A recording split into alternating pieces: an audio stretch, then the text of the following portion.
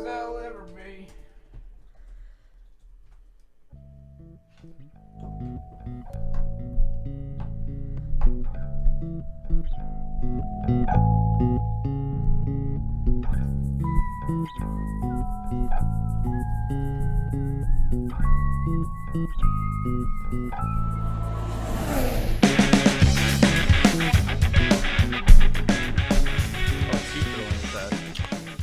Hello. Hello. Can Welcome. you hear me? Yeah, Can you hear me? Yeah. Oh, Hello. Can you hear me Hello? now? Is this thing on? Yeah. Is I this believe thing it is. recording? Is this podcast on? Yeah. Oh, I see a green light What's it and called this again? stream Flat out health fever? indicator thing. Yeah. Actually, the internet has been very kind to us lately. Oh, the gods of the internet have smiled upon us. Praise Odin. That's what you get when you complain. Yeah. Yeah, exactly. It's, hey, Give you boost speed.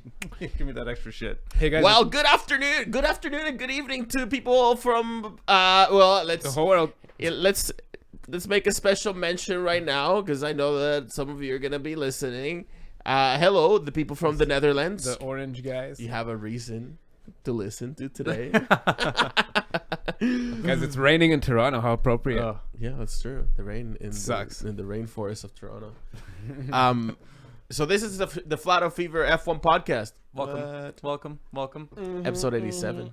Trump is leader of the free world, and Bernie Ecclestone is a wizard. He's got two fucking owls, man. Like, and what the and fuck? and Max Verstappen is confirmed as Oh, Senna. a different Yeah. kind of Yeah, wizard. yeah. Some sort of speed wizard, if it were. Let's put it out there from right now, from moment zero. We have ripped and ragged on the guy before. We're talking about Dutch Senna here, Verstappen, and all that. But one thing that we have been saying in this show from the very beginning is, and Mike, when Yeah. you were just a little baby into F1 in your F1 life,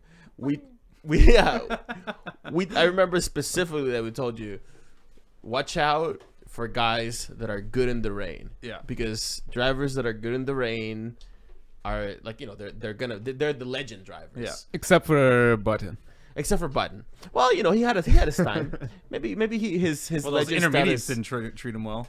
Well, but Button, I think Button had like a couple of like really good races in the rain back in his day, and now people still like associate that, especially that amazing drive that he had in Canada 2011, longest race ever in F1. Of all time. But yeah, that was when he like went from the back of the grid all the way to the victory. That was an astonishing drive in the rain. But even though Button did climb his way back from the back of the grid to win that Canadian Grand Prix that one time, This time he descended his way all the way to the back of the grid. well, what Verstappen did was something special. Let's be honest. That was insane. Yeah. Yeah. Okay, so That when was fun to watch. I wasn't able to make it to the showing at Betty's, but I watched it. Neither was I. You two are weak of body and of spirit. I was the only one there at Betty's of us, and you know what? You know what? We had the best turnout that we've had since they remodeled the room. I think I Actually, missed no, less I know. races than I know, you this year. I know that you do have. My actually bird was sick. Totally valid reasons not to dare be you. there. My bird was sick too. You don't have a bird. Is that a euphemism for something? Never mind. What could it be a euphemism for?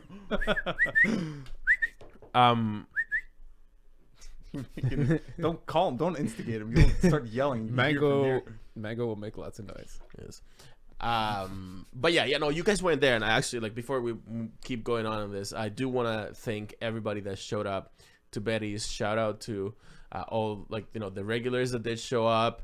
All the guys from Waterloo, where nice. Val and Josh were there. Hey, Val and Josh. Hey guys. Perry didn't make it this time, but whatever, Calling it you doesn't out, matter. man. Like, there wasn't enough room. Like, the place was packed. We had a Wow. full house for Holy the Brazilian shit. Grand Prix. The Brazilian Grand Prix, always popular and Rightfully so. for a reason. It's Yeah. fun. It's fun. Yeah. It's usually the Even title when wet. decider. I love wet Brazilians. Yeah. It's usually the title decider.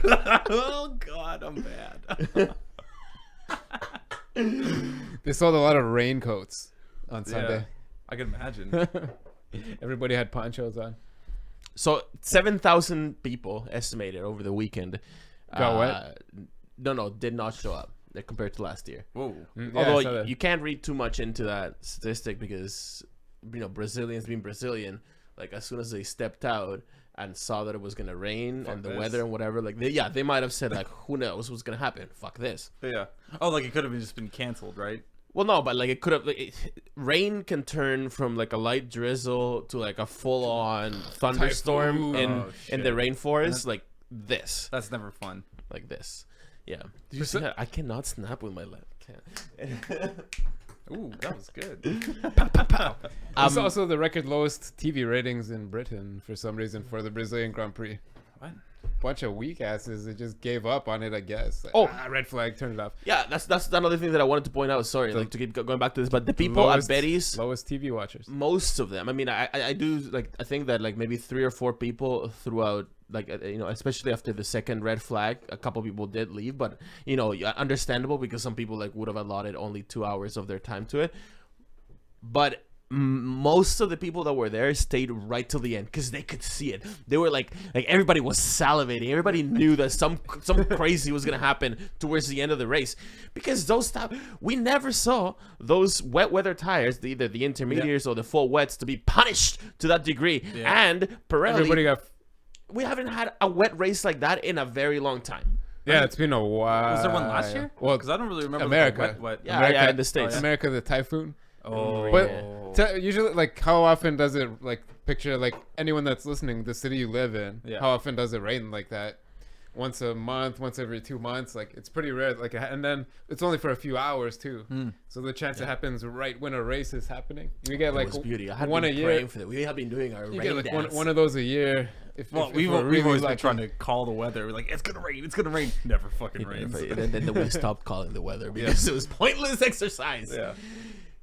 But hadn't we been looking Wizardry. forward to a nice wet rain, and it couldn't have happened in a best setting in Brazil, title decider. It Already a tricky it didn't track. even matter because Lewis. Okay, so yeah, let me summarize to you like Lewis's race weekend. Get pole, win race. That's it. that's.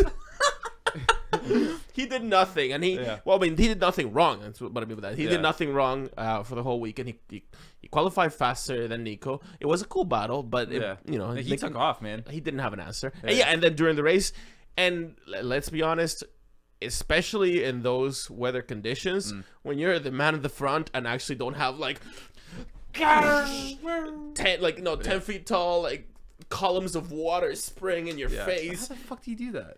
I don't get it, man. If You got don't one of have those that- adjustable shower heads. yeah. Anybody at home, you can try this. Try You can try at this home. experiment. Set it to mist or the most powerful setting.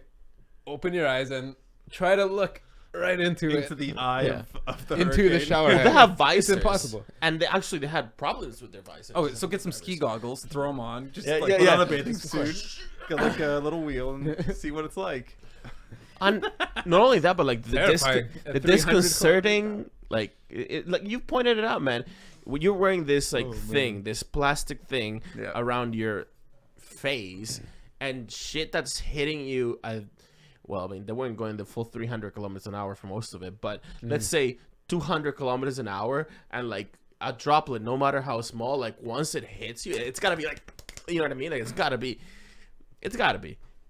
Anyway, crazy rain, and this is what we want to see. Like we had a couple of boring races, relatively speaking. I mean, they hadn't been that boring at the end of the day, and there's something to love to every race. But we had a couple of boring races, and remember at one point we were like kind of like wishing that there was a bit of rain here and there, and I think everybody got their wish. It happened. That was Actually, there was one really boring race. I can't remember which one, but I remember talking to you about it. And you were like, last year was "Oh pretty my boring. god, that was boring." It's like, "Oh man, I kind of liked it." Anyways, It was Australia last year. I remember that. You said that. no, it was this year. Or this Some year. it Yeah. was like not Hungary or some shit like that. Was it Hungary? No, Baku, I think. You Baku. said that. Oh yeah, Baku. I was like, Yeah, "Oh, yeah. that was kind of neat." Yeah, you're like, "That was boring." I was like, "Oh, fuck, sorry." I'm such a Get jaded. scrub. Get jaded after a while. Yeah. And we also get spoiled too, right? Yeah, well, we have been. We have been. Well, we were definitely spoiled. It's like having this last year. weekend. It's like having parents that are split up. You know, it's like it sucks, but you get twice as many presents. Exactly.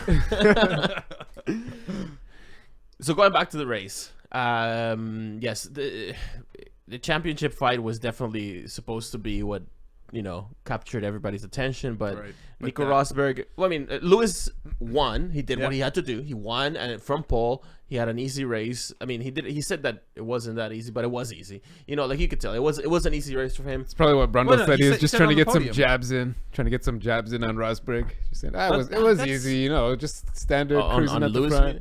Yeah, Yeah. what Lewis said Yeah. on what he said on the podium. Yeah. Well, afterwards in the press conference, he was more. He was like, it was a wet race. Had to pay. You have to concentrate. He still had to pay attention, but he had the best car, and they clearly tuned it for those conditions.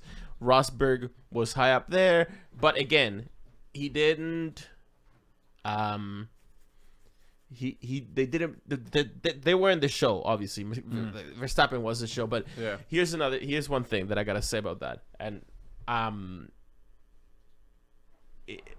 was talking to Dave. Hey, shout out to Dave at Betty's. Betty's about this, and it's that Rosberg has never really been particularly impressive in the rain, and Rosberg is the kind of guy that he knows that he's not like a better driver in terms of raw skill as Lewis, right? He's probably scared.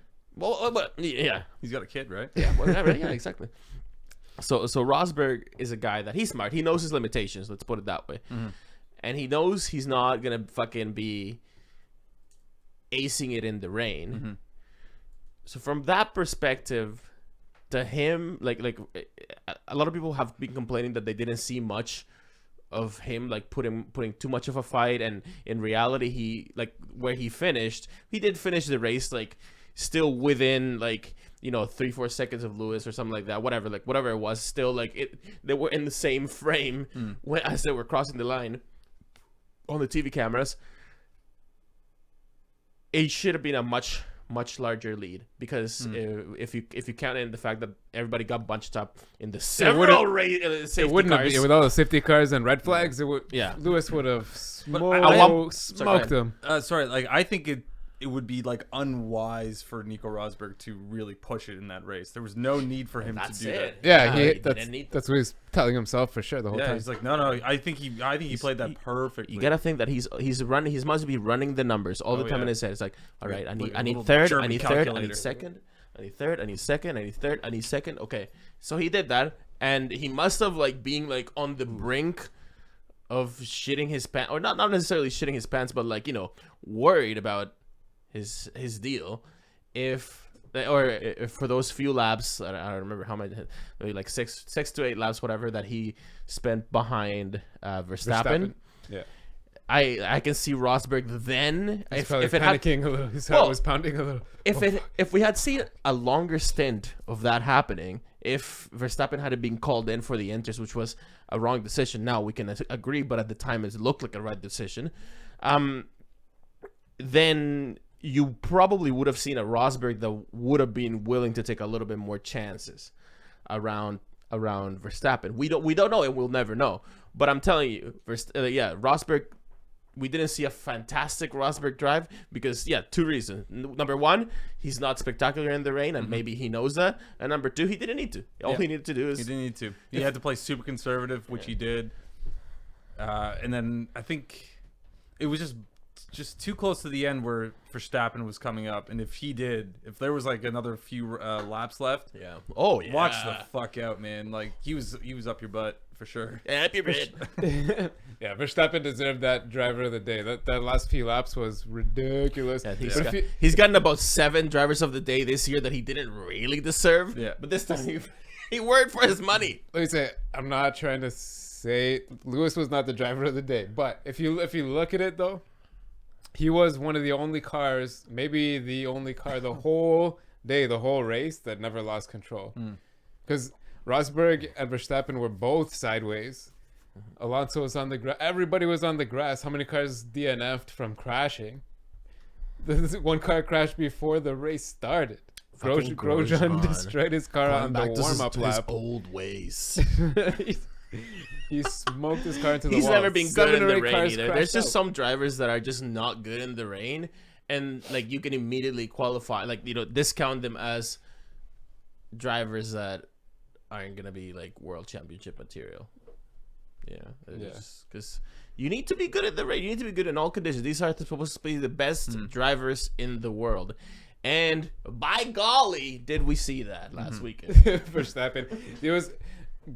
I liked his answer on the podium when he was asked how much percentage, what was the real split there when you lost control and you almost hit the wall sideways? Cause like skill versus luck, and he's like, yeah, it was 50-50. 50-50. Yeah, that was some luck. You got lucky.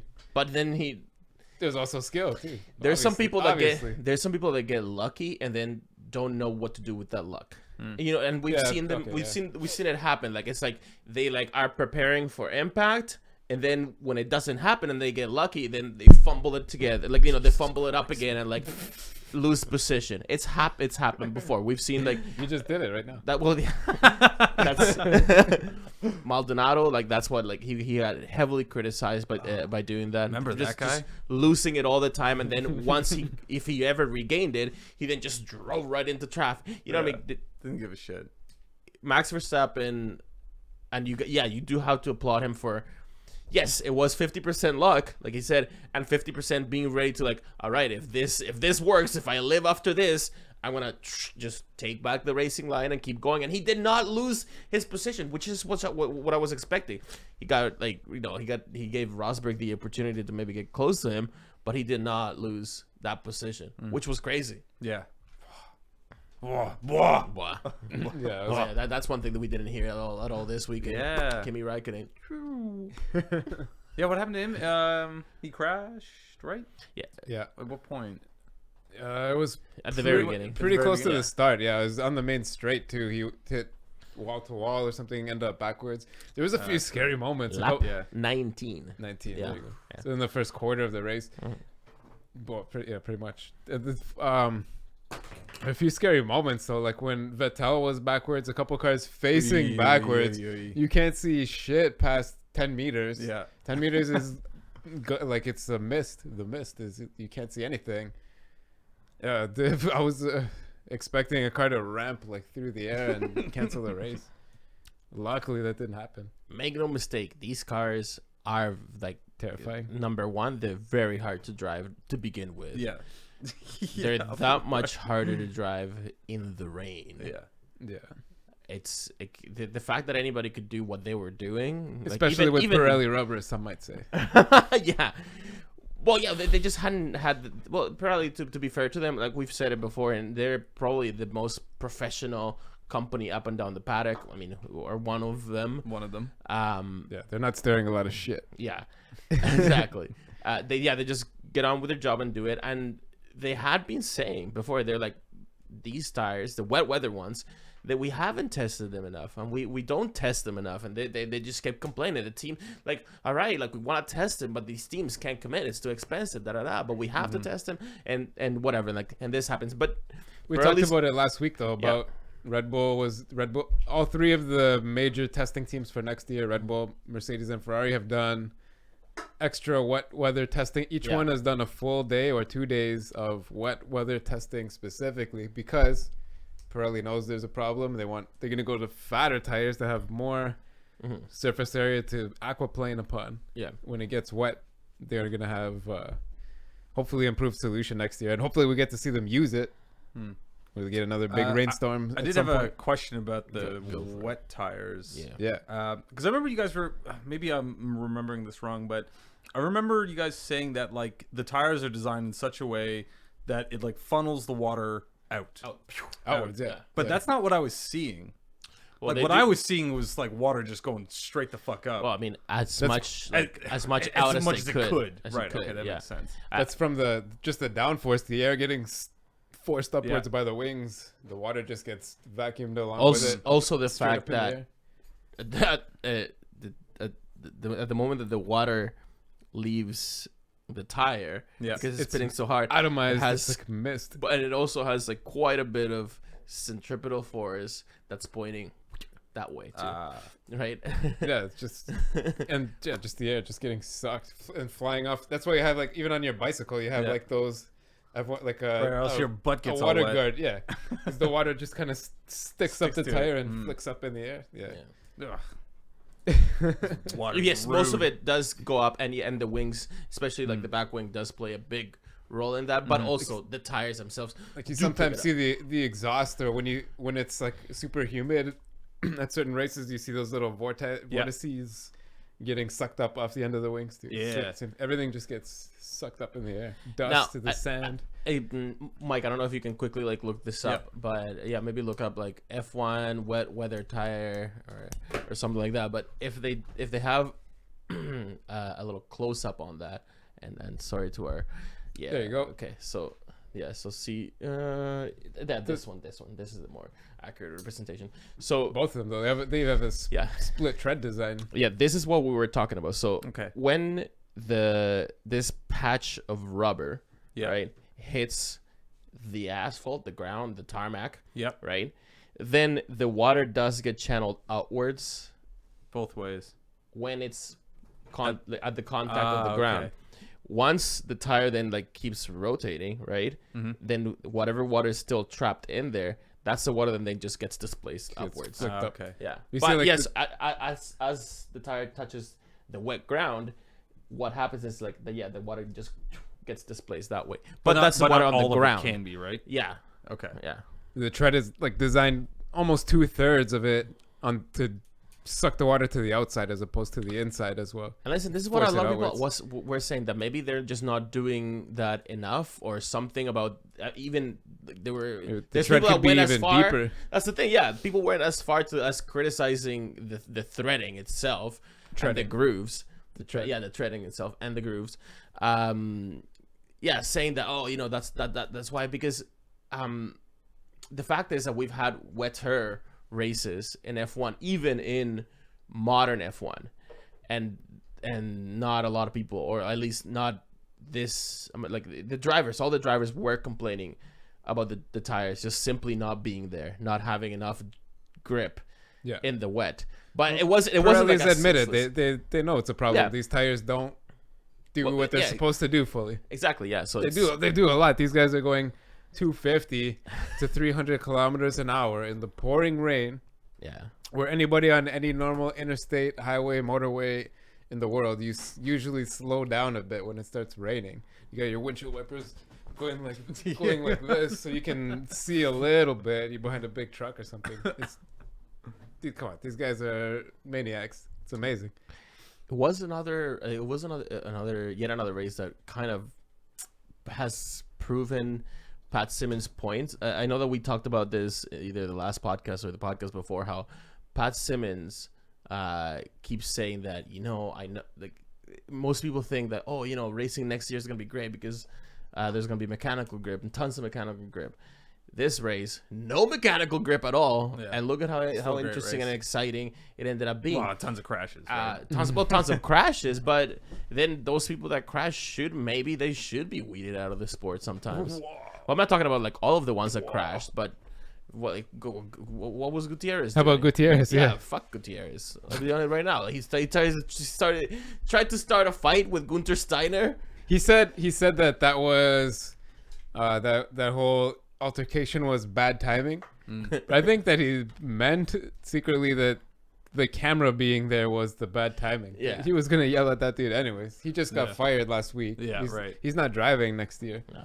And Ted tried asking him, with an outburst like that, would you consider replacing him with your third driver for Abu Dhabi? And he said, yeah. He was basically like, sure. Yeah, why not? Maybe.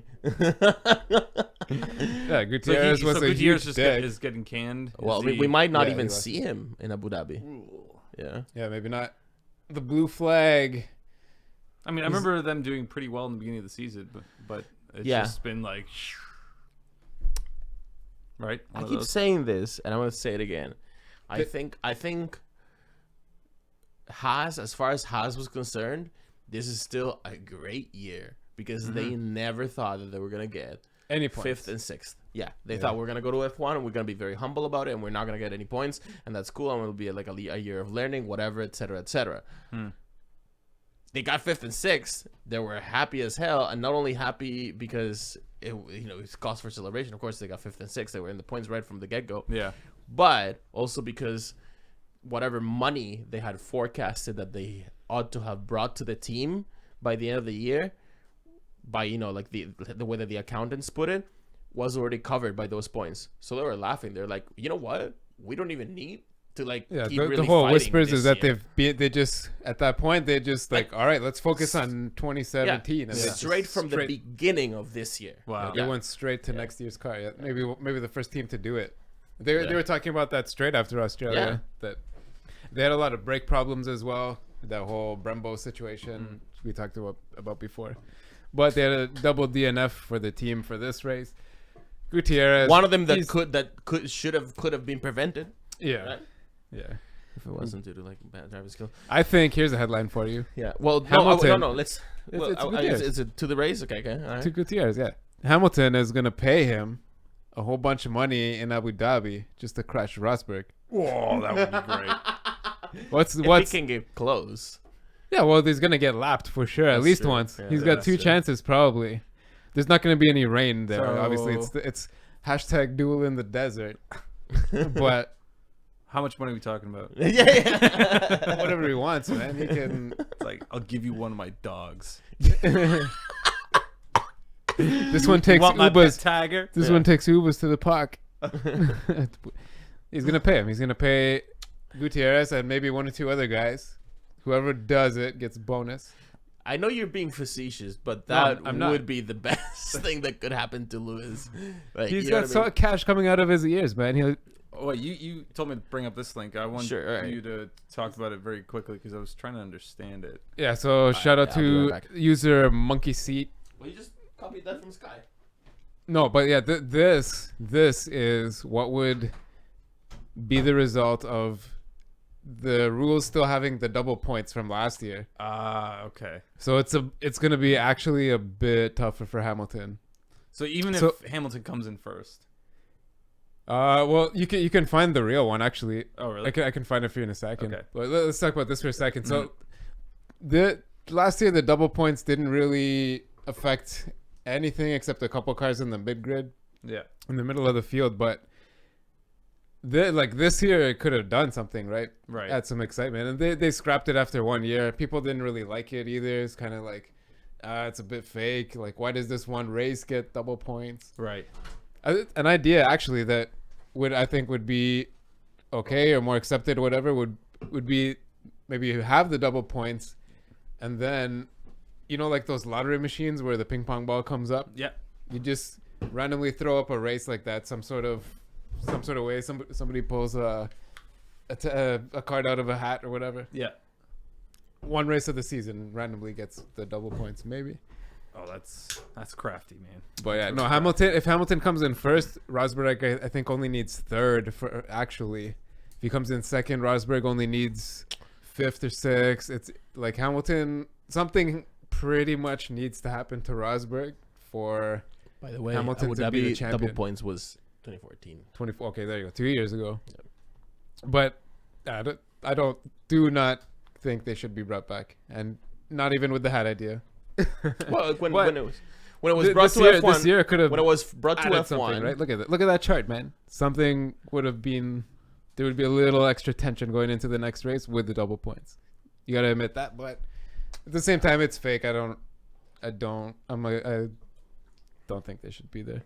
No, they should never do that. Unless, Unless and again, this is something that I was talking with Dave after the race. Unless they do eventually for some miracle make it back to the Nordschleife of the Nürburgring. Oh my god. Then I'd say, The green you know hell. what? Whoever wins that race, yeah, they can get double points, whatever. Who cares? Like, yeah, of course, like they deserve it. Yeah. Yeah. They would deserve it. Please, Formula One gods, please, Liberty Media, if you want a future for this sport in mind, think 10 years from now, let's make a Nürburgring race happen. Honestly, let's make one, like, just one as a one-off event. Call it the European Grand Prix, call it the Luxembourg Grand Prix, whatever you want to call it. Let's do one more race at the old Nürburgring, and like, let's just have it be something ridiculous, balls out. I guarantee you, if it's not like an ongoing like year-to-year thing, people in their hundreds of thousands would go see that. I'd go see that. I'd say for years. I think it could happen perhaps as a non-points race. Have it as an exhibition. Whoever wants to compete. That'd be amazing. Oh my god, it's terrifying. That circuit is terrifying. If you watch any video of a car going through that circuit, even if it's a slow road car, because in Germany that circuit during the week when there's no events happening, it's governed as a toll road, as a toll highway. Oh, wow. So you go up to where the start is, and you just pay like a toll road, and you go around. Well, you have and then to sign a waiver of some sort, I guess, or something. I believe you do, but it's a toll road, and you're responsible for your own car anyways if you crash it. And Germany, the autobahns, they're open highways. They don't have a legal like a speed limit. Yeah, so, some parts do. Yeah, okay, through the cities and whatever, but the interstate type parts would be the equivalent. I drove the Nürburgring in the not the F1 game, but another game. Gran Turismo has it. It's like 20 something kilometers. kilometers. It's insane. It's insane. Oh, but I was before we actually no, because we're jumping. We're jumping. Why did we jump away from the race? We haven't even touched on the race. We're still talking about the race. We're still okay.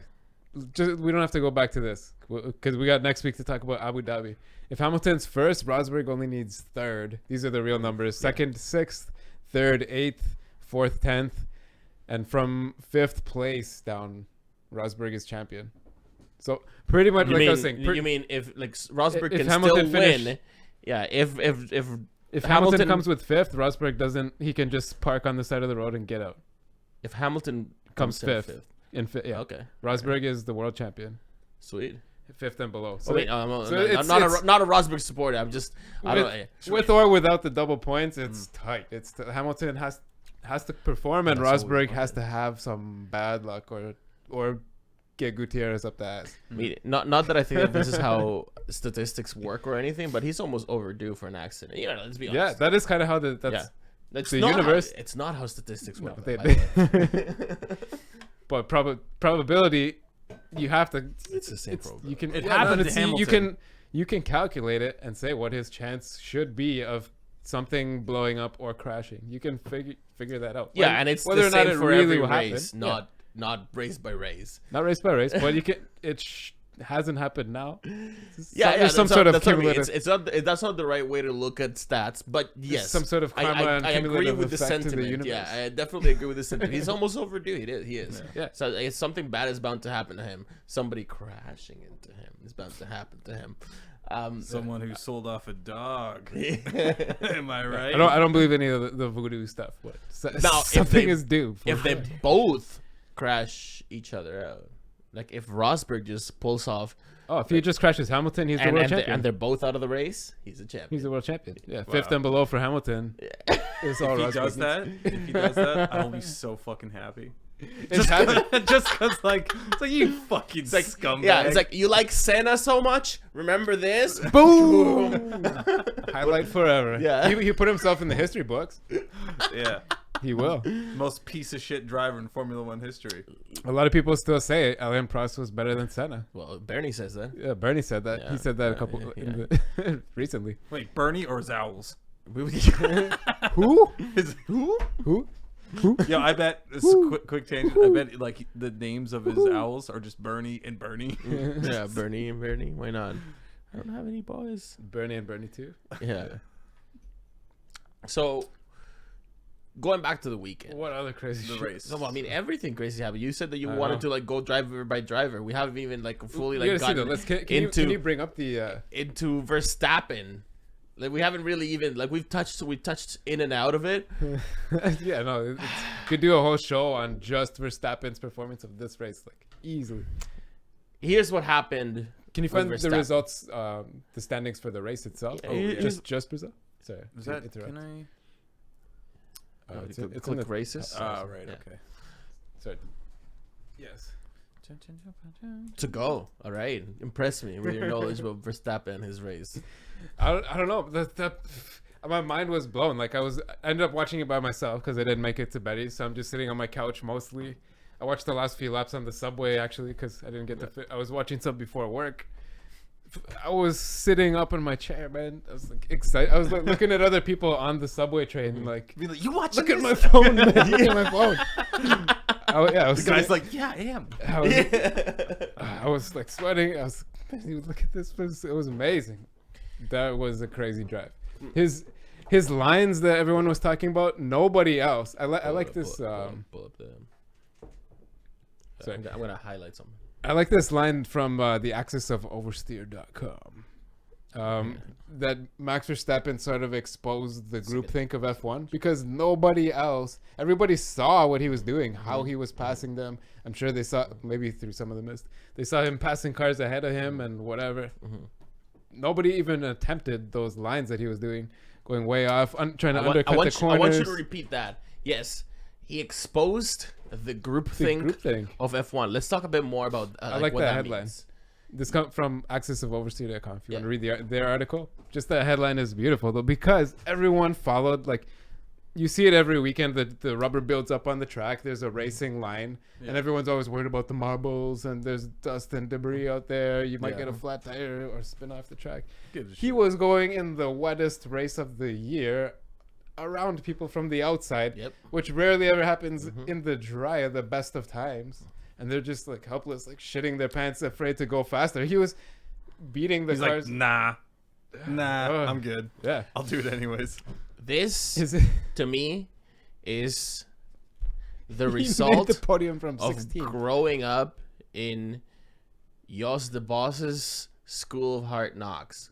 You gotta His dad think is that a hard ass. His dad is a hard ass. There's a difference between a hard ass and a bad ass. Now- He's a badass too, but he was a hard ass. Listen, I saw two things in that Verstappen drive, and it was magnificent. It was to some people. I think Martin Brundle like wrote, "Oh, mesmerizing Max Verstappen," right? You know, it was mesmerizing and it was whatever. But Dave, if you're listening, you'll know. You'll tell him. Throughout the Grand Prix. Now let's remember we had 5 safety cars. All right, and every time that they showed them, the most laps behind a safety car ever in Formula 1. Was it? Yeah. Oh wow. 28 laps or The 27. world something is like getting soft. That's what that. I always say. Oh yeah, very soft. Charlie, fuck off. And I have another thing about it. Remind me about this because I read something about the second red flag when it came. That was like the most unfortunate thing, or it didn't have to.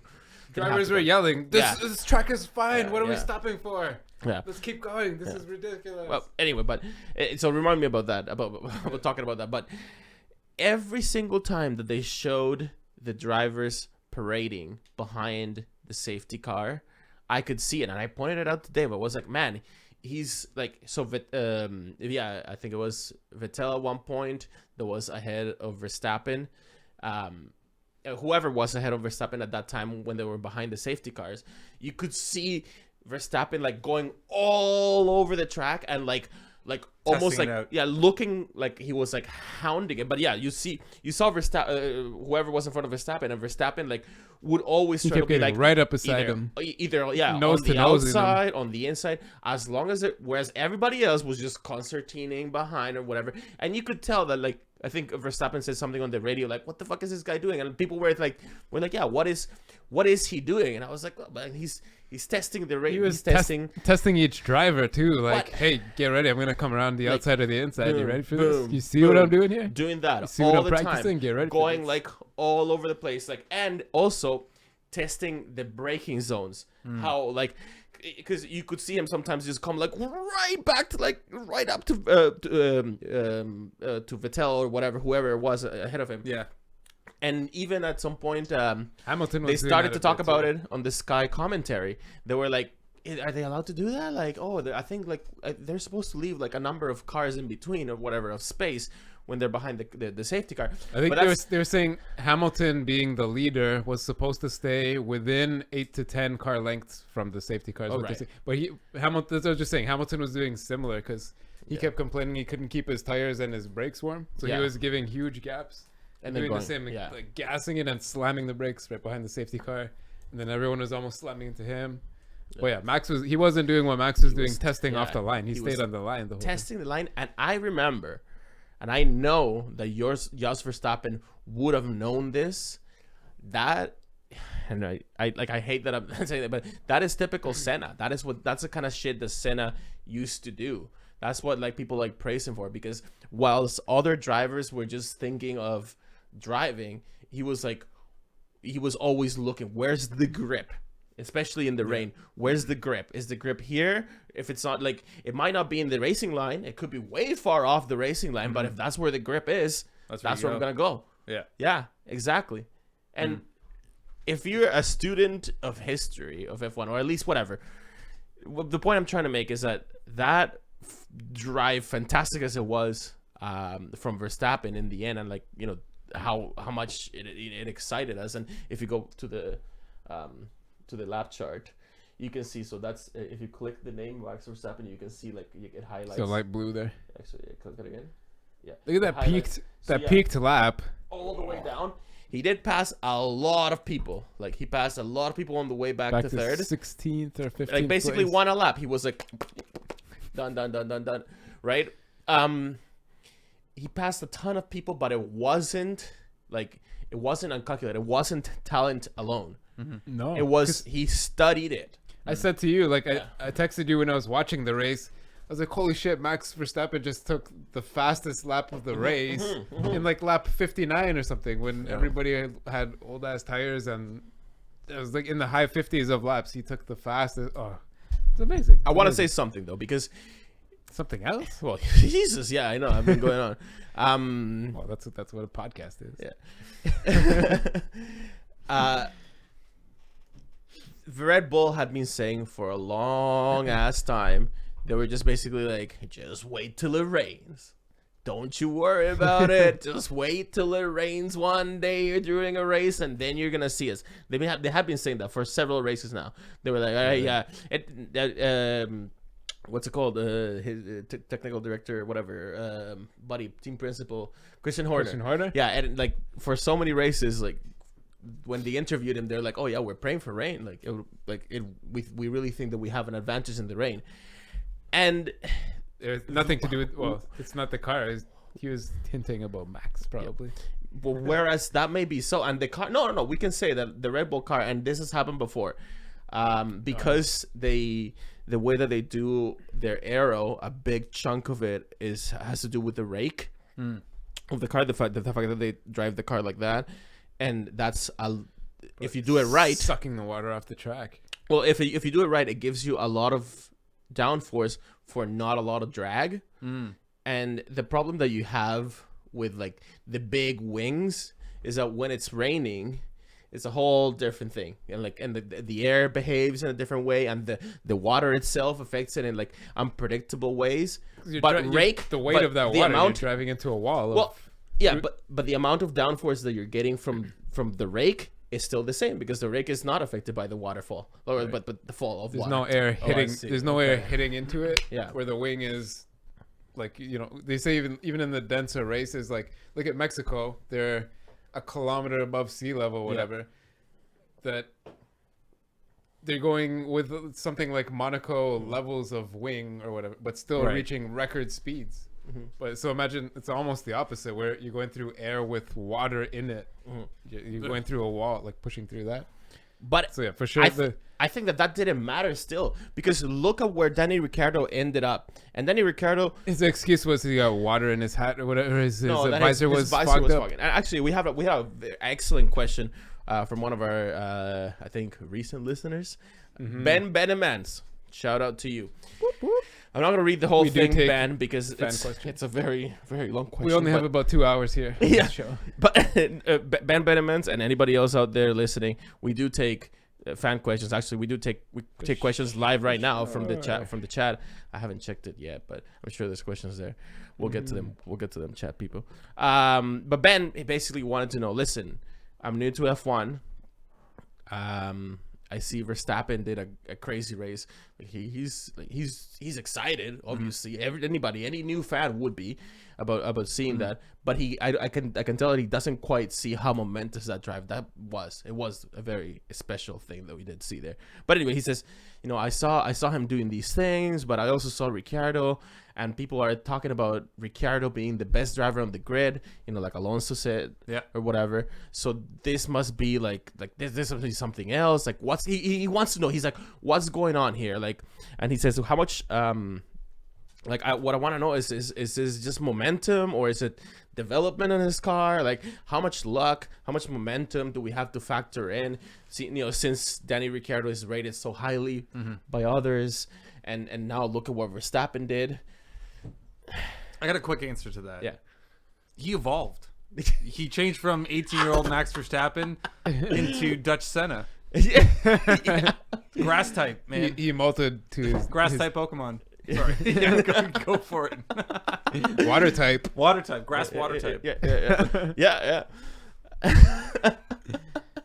He's a veritable Pokemon. He looks like one too. Yeah, Jesus, have you seen his face? Yeah. It's like it looks like stretched like that. Anyway, but no, good. Ben Benemans and anybody out there that's a new F1 fan, if you're Dutch and you're just starting to get into F1 and you just started to get into this podcast, there's a ton of you actually. But let me tell you one thing. What we saw Max Verstappen do is it was extraordinary. There is a reason why a lot of people have been making a big deal about this.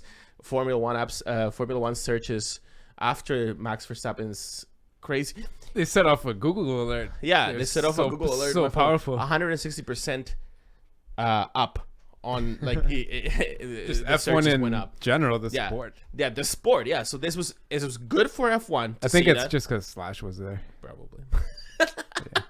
He's so cool. He's so cool. It was a momentous drive for Max Verstappen.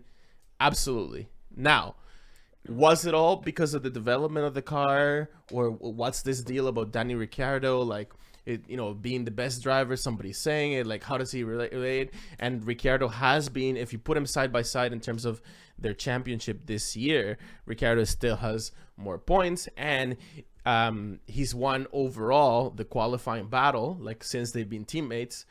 But Max Verstappen has had him on qualifying the last 4 out of the 5 races. I think it is in part exactly what you said, Mike. The Pokemon thing. He is evolving. Yeah, he's getting day by day better and better and better. Obviously, he is, and he can definitely he can show that he can be a fantastic, extraordinary driver. By what I think is a combination of two things, not just natural talent, but he's shown that he can think ahead. To me, at least, it's shown that. But it keeps his emotions out of it for sure. But I think that the only part. reason he hasn't been completely dominating Daniel Ricciardo and like hasn't been basically like telling him to shut up and go back to Australia is because he's still erratic. He still has these weekends where he's absolutely on his game, and clearly he showed that to everybody last weekend. But he's also had other weekends where he's being less than spectacular. The good news for the future of F1 and the future of F1 fandom in the Netherlands is that typically when drivers are bad at something, they can then just buckle up and get better at it.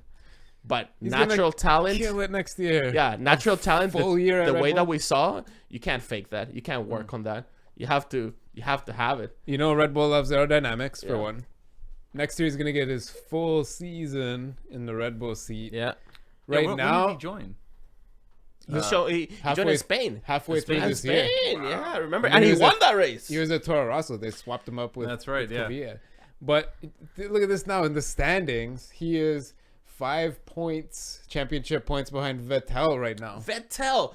And this is what 5 points only. I want to make a point on that, because if Vettel was still driving for Red Bull, I am telling you something right now. Max Verstappen would have Vettel would have just parked his car and started crying and gone home. He did that in Russia. He's like, he's been yelling at their arch nemesis. I think so. And I've been saying this, and I know that people I'm not it's not that I'm not a Vettel fan. I am very much a fan of the sport in general and Vettel and whatever. But I never thought that Vettel was, when he was fighting Fernando Alonso in his Ferrari, those years with the Vettel dominance. I never believed it. I saw it, but there were only a few drives in his career at Red Bull that really moved me. Mm-hmm. There were some that moved me a lot.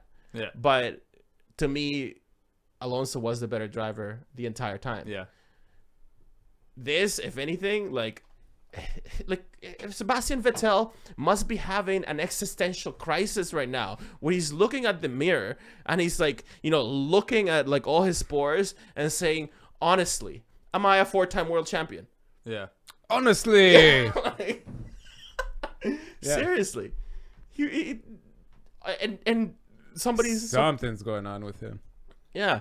And I think it was Brundle or something. I don't know. Somebody in the commentary team, he was like, yeah, today, we've seen it. We've seen the changing of the guard that's happening in F1 right now. Yeah. Old heroes being replaced by new heroes. Old talent and the old way of doing things replaced by a new, invigorated F1. And, may long that continue. Long may that continue? Long may that continue. Let's go to the bottom for a second. Yeah. We already said Grosjean crashed his car before the race started. Ericsson making his rich-ass billionaire backers proud. DNF'd. Raikkonen, we said, hit the walls. Jolene Jaime Lopez from back. I think this he put this question up a while back that we just hadn't gotten to the chat yet. But how about Nasser? Felipe Nasser getting 2 points. Scored 2 points. Yeah. On home ground. That might actually secure his future in F1, which was kind of shady before. Yeah, Bernie's been saying we need to keep a Brazilian in here. Yeah. Julian Palmer, DNF'd. I can't believe the week he got his job. Hang on. Yeah, he gets to keep his job. I can't believe so. I can't believe that. I cannot believe that. You can't believe he crashed, or you can't believe that Renault's keeping him? Did you tell me he crashed? And I'm like, oh, of course he crashed. Yeah. Sport could always use another Maldonado. But at what cost? At whose cost? We could be seeing a genuine talent in F1 on that Renault seat, but instead we got Julian Palmer. And I'm sorry, Julian Palmer, but you haven't proven that you need that. He's proven his dad has lots of money. That's it. More than K-Mag's Jack Jones backers, I guess, or more than they're willing to spend. Yeah. So K-Mag finished the race. He didn't get any points, obviously, but he said this week, I thought this was interesting, that I didn't see the interview, but that he wants refueling back, that he'd love refueling.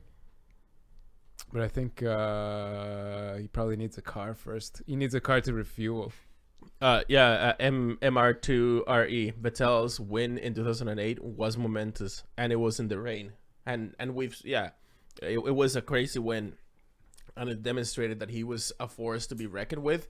But I remember that at the end of his 4th World Championship, the BBC did this thing. This was back when BBC still had, or they were in transition to Sky, whatever it was. I remember the BBC put together this list of 20 best Formula 1 drivers ever, and they put Vettel on 3rd or 4th place, up there with Schumacher. They ranked him way higher than Alonso. They ranked him higher than Lewis. They ranked him higher than pretty much about everybody except for I think it was Michael Schumacher, Senna, Prost, and then Vettel. And I never agreed with that. That's what I was saying. Vettel, yes, he's had some spectacular moments and he's had some spectacular races. But to me, I've seen already better driving out of Verstappen than I ever saw out of Vettel. Put it out there. Oh, wow, you dropped that mic. Oh, yeah, quite literally hit it. Yeah. That's fine. That's sorry. Fine sorry to interrupt. I just was addressing the question. He was moved. He was moved in the moment. Yeah. Anyway, Button's a little bitch. He did not like those intermediates. No, man, he can't wait to retire. He's This like, guy, "I'm he's fucking like, done, fuck, I guys." have to do this one more time, and then I don't have to ever do it again. Thank God. Talk to these guys. He doesn't give a shit fucking anymore. done. Yeah, he's done, man. He's complaining something's wrong with my car. It's broken. He was known as one of the rain masters. Whatever. Well, he did have that moment in Canada, right? Like in Montreal. Yeah, a moment. Yeah. A moment. A1 singular. Yeah, he's had like months of being a complaining bitch now, like 2 years basically. Come on. Actually, but nothing compared to what Vettel has been doing. Vettel has been complaining. Why? They're trying to out-complain each other. It's a competition. Secretly. Yeah. Yeah. I don't know, man. I don't know. Not today, but after that race, I definitely formed an unpopular opinion. Ooh. Mm-hmm. I think Vettel is going to retire within, like, by 2020, he's going to be gone. Oh my god. Maybe. Well, he'll be, He'll be sticking he'll around. be some years deep. He'll turn deep into by an then. Alonso. That wouldn't be too Except late. less good. I don't Speaking think of retiring, I don't think he's gonna make it much longer. He's gonna notice that his quality of driving has decreased a bit, that he doesn't have the drive enough anymore, and he's probably gonna look at his 4 world championships and said, you know what, I don't need any more of this. Especially since Ferrari's been saying, like, you know what, you gotta earn your keep here. yeah. Yeah. So this pick up. Like, speaking of retiring, Massa. Oh yeah. A few tears here and there. But that wasn't He's his last race. But it was But his last race in Brazil, Mm. at home, and it may as well be his last race. It's his second last race. Yeah. His There's a lot family of was there. Green in this picture. Yeah. Yeah, his family was there. Everybody ran out on the grid, unprecedented. That doesn't happen in the pit lane. Like his family and his wife and his kids out standing in the pit lane. All the team members, mechanics and stuff, stepping out of their garages. From the Everybody reaction from started Ferrari crying. was quite nice. He raced for a long time. He drove for for a long Ferrari. time for Ferrari, a couple of years. Yeah, he drove. And even people from Mercedes that at one point or another had been associated with him or that just know him. And this, I was listening to the BBC podcast, the Checker Flag podcast, that they always put one before the race, before each race, and after each race. And the after race podcast, they're basically saying, like, or one of the guys was like, I've never seen this with another driver in my working career. He's like, yeah, whatever, like before there was Senna and Nigel Mansell in England and whatever, like with a huge outcry, but he's like this was different. This wasn't like people like losing their mind, like they were like just really honoring and like saying thanks. Like this, and that was it was very touching, and it came at a point. Obrigado, Massa. They showed that guy with the one sign 3 or 4 times during the race. He had like with a pencil crayon. He would scribble at a Yeah. Obrigado. Obrigado, Massa. And it was awesome that he got to do it, or like that it happened at the time. And obviously, yeah, we're talking about people cheering on a guy that just This crashed might have his been car. backwards. I was just gonna say that it might have been the best thing he could have done was crashing his last race at home, because he got that extra memory, that moment that he wouldn't have had if he had completed the race and been 17th place or whatever. Like, And he somewhere crashed up. at the end of the pit lane. Him and Button would have So he- retired together in last. He blocked the pit lane and he got to walk back because the pit lane was closed, so no cars were there, and it was safe for him. And he's Oh, like, it was- whatever. it was They, good. if it was anybody else or any other race, they would have had some sort of meeting and give a fine or something, because you can't have a precedent that you just walk down the racetrack. You're supposed to find the closest opening where And the get in marshals there and get out. Yeah. the closest marshal's opening, and you climb over the concrete wall so you don't get run over by a Formula One car. Yeah. But he's massive. Somebody who brought him a flag. They're like, no, you walk up this pit lane. And of course, he's gonna do it. Yeah. Everybody, he's crying. Everyone in the audience is screaming and crying. That was a nice moment. It was a cool moment, and it really reflected like the fact that It really gave is- us an exciting end to the race too. and it's an end of an era. Packed everybody for back up on the on the racetrack. Yeah, it was kind Yeah, of cool. it is an end of an era. It really is. But Hamilton, in the Thursday press conference, somebody asked a question about that. Hamilton had a good answer. These guys are retiring, but hopefully in a few years there's gonna be. It's the start now of the next generation. You know, there's the generation in the middle, but now we got like Lance Stroll and Max Verstappen, and the next couple of years, Ricciardo is part of the new class. He's only a couple of years who in. do we say that we have? Are we talking about Canadian driving sensation, 18-year-old Lance Stroll? Yeah, okay, I thought so. That's so exciting. part of the new crew. Yeah. See, next, like you're saying, Vettel's gonna retire, and it'll be all those guys. Raikkonen's part of the old group too. Still, he's actually one of the last guys on the grid. Part of the old group. Really fucking He's part impressed of me. the new school. On a manner. Where did he have, like, go back to the second tab here? Like, where did Ocon like finish up? Anyway, sorry, I don't have this on top of my head, but He people were like, how could they choose Ocon over Verline? he was down to 7 and 8th of, no, actually I think Up 8th to. up to 8th at Yeah. one point. He finished 12th, but that was a hard fought race for him. Yeah, in his car that he drives. Verline had no answer. Yeah. Absolutely. He proved that they chose the right guy for next year. Verline's still young anyway. He's got Mercedes behind him. How old is Ocon? He's in his 20s. 21 or 2, I think 21, 22. But for sure, those two guys are part of the new school, the mid school, I guess, the new school. Age But 20. you know, He's just 20. next year, Raikkonen, I think, will be the most experienced dude on the. He's the old man now. He is already there. Well, I mean, yeah, definitely after Massa. Well, yeah, there's still Vettel's in between. But yeah, Button and Massa are the old guys, I guess. Yeah. And Alonso's Don't forget about him. But he hasn't lost any. He seems like he got his vigor back. Also, another great drive. He didn't do in the rain. too great this weekend, but Well, for his car and everything, for how Yeah. they've done the season, and Yeah. compared to Button, who was just bitching in last place the whole Oh weekend, my God. he got his kilometers though. Jensen, massive understeer Button. Jensen, 2 equators, Button. Yeah, Good old Jensen. He's great. He's gonna retire and he's out of the sport. But yeah, like you said, yeah, him leaves room for Stoffel Van Dorn, and thank goodness for that. So that's another driver that. How Again, epic part of the new is going to school be coming next in. year? I'm looking forward to 2017 very 17 much. and 18, there's gonna be a bunch of new drivers. I don't know what's up with K-Mac though. I don't think he has a seat next year. I don't know. No, if he has. he's- He is confirmed at Haas. What do you mean? You don't have? He has confirmed at Haas. I Yeah. missed that. Okay. Yeah. He's confirmed at Haas. Shit. Okay, so refueling. Haas. Keep arguing it, man. Actually, 105 kilos whenever you want. and I'm gonna like just throw the Haas,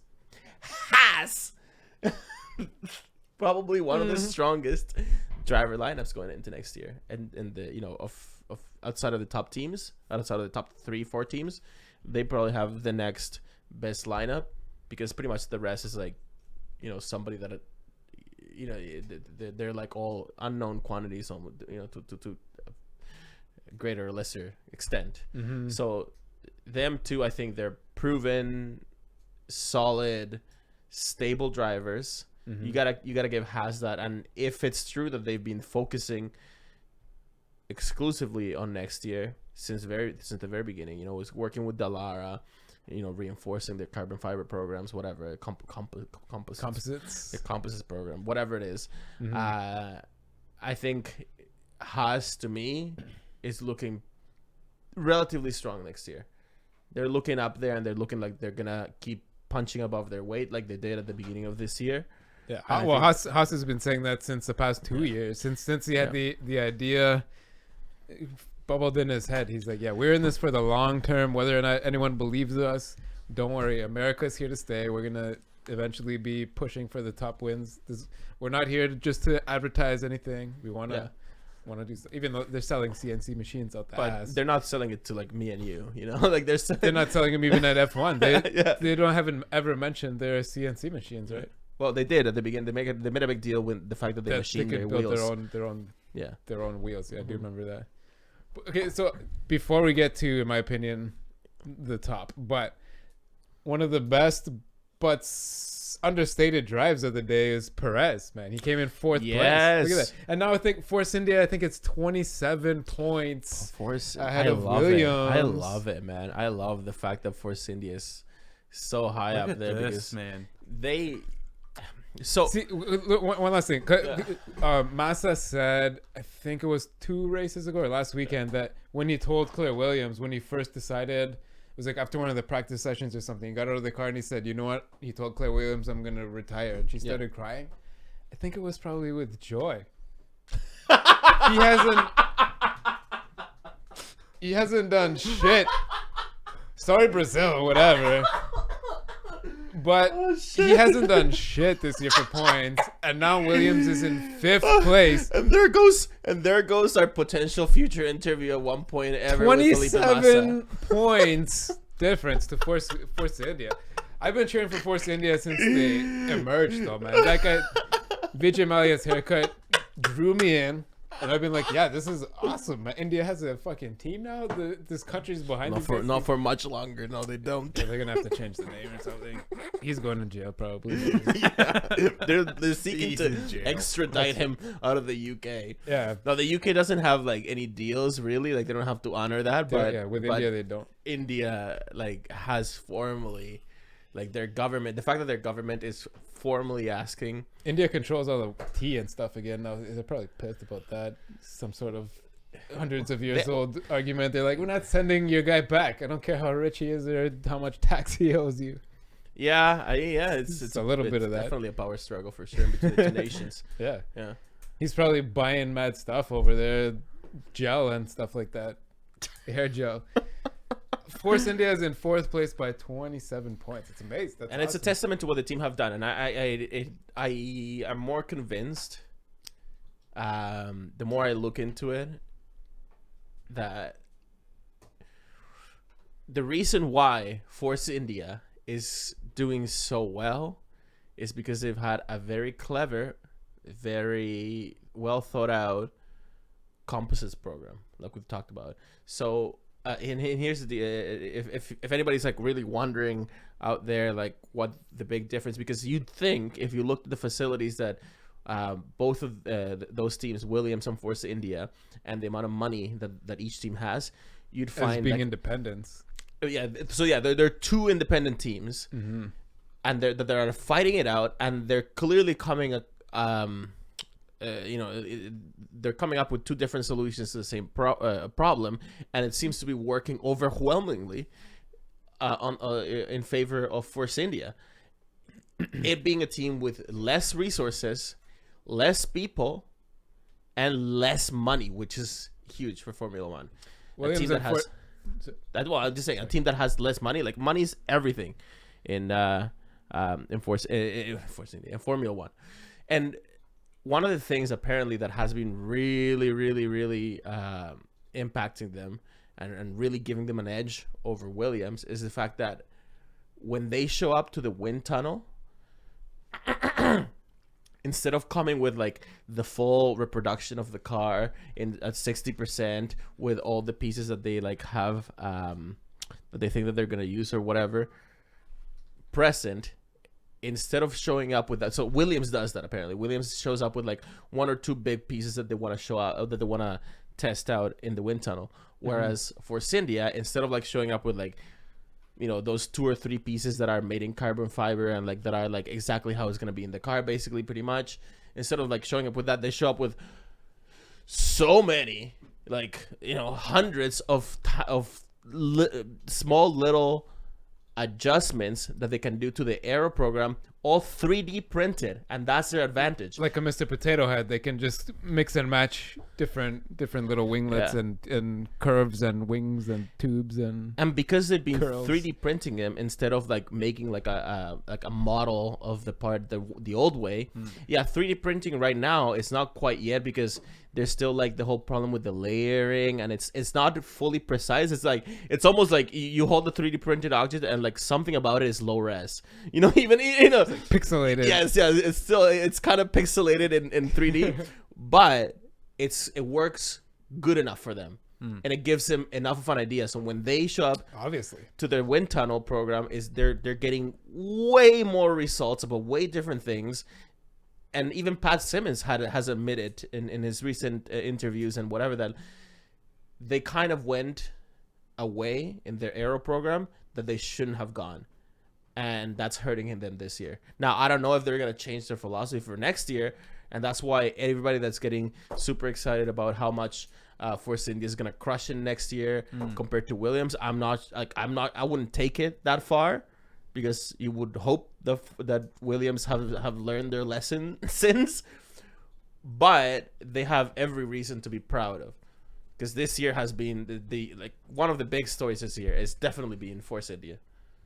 Yeah, and look at, they got rid of the right guy too. Sergio Perez is now 31 points ahead in the driver's standings to Nico Hulkenberg. Yeah, they got rid of the right guy, the platinum license, fancy ass.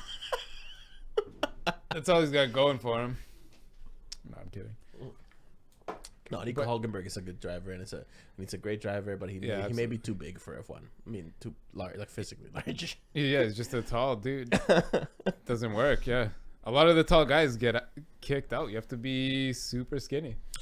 Who else impressed you? Like, or what else do you got to say about another driver?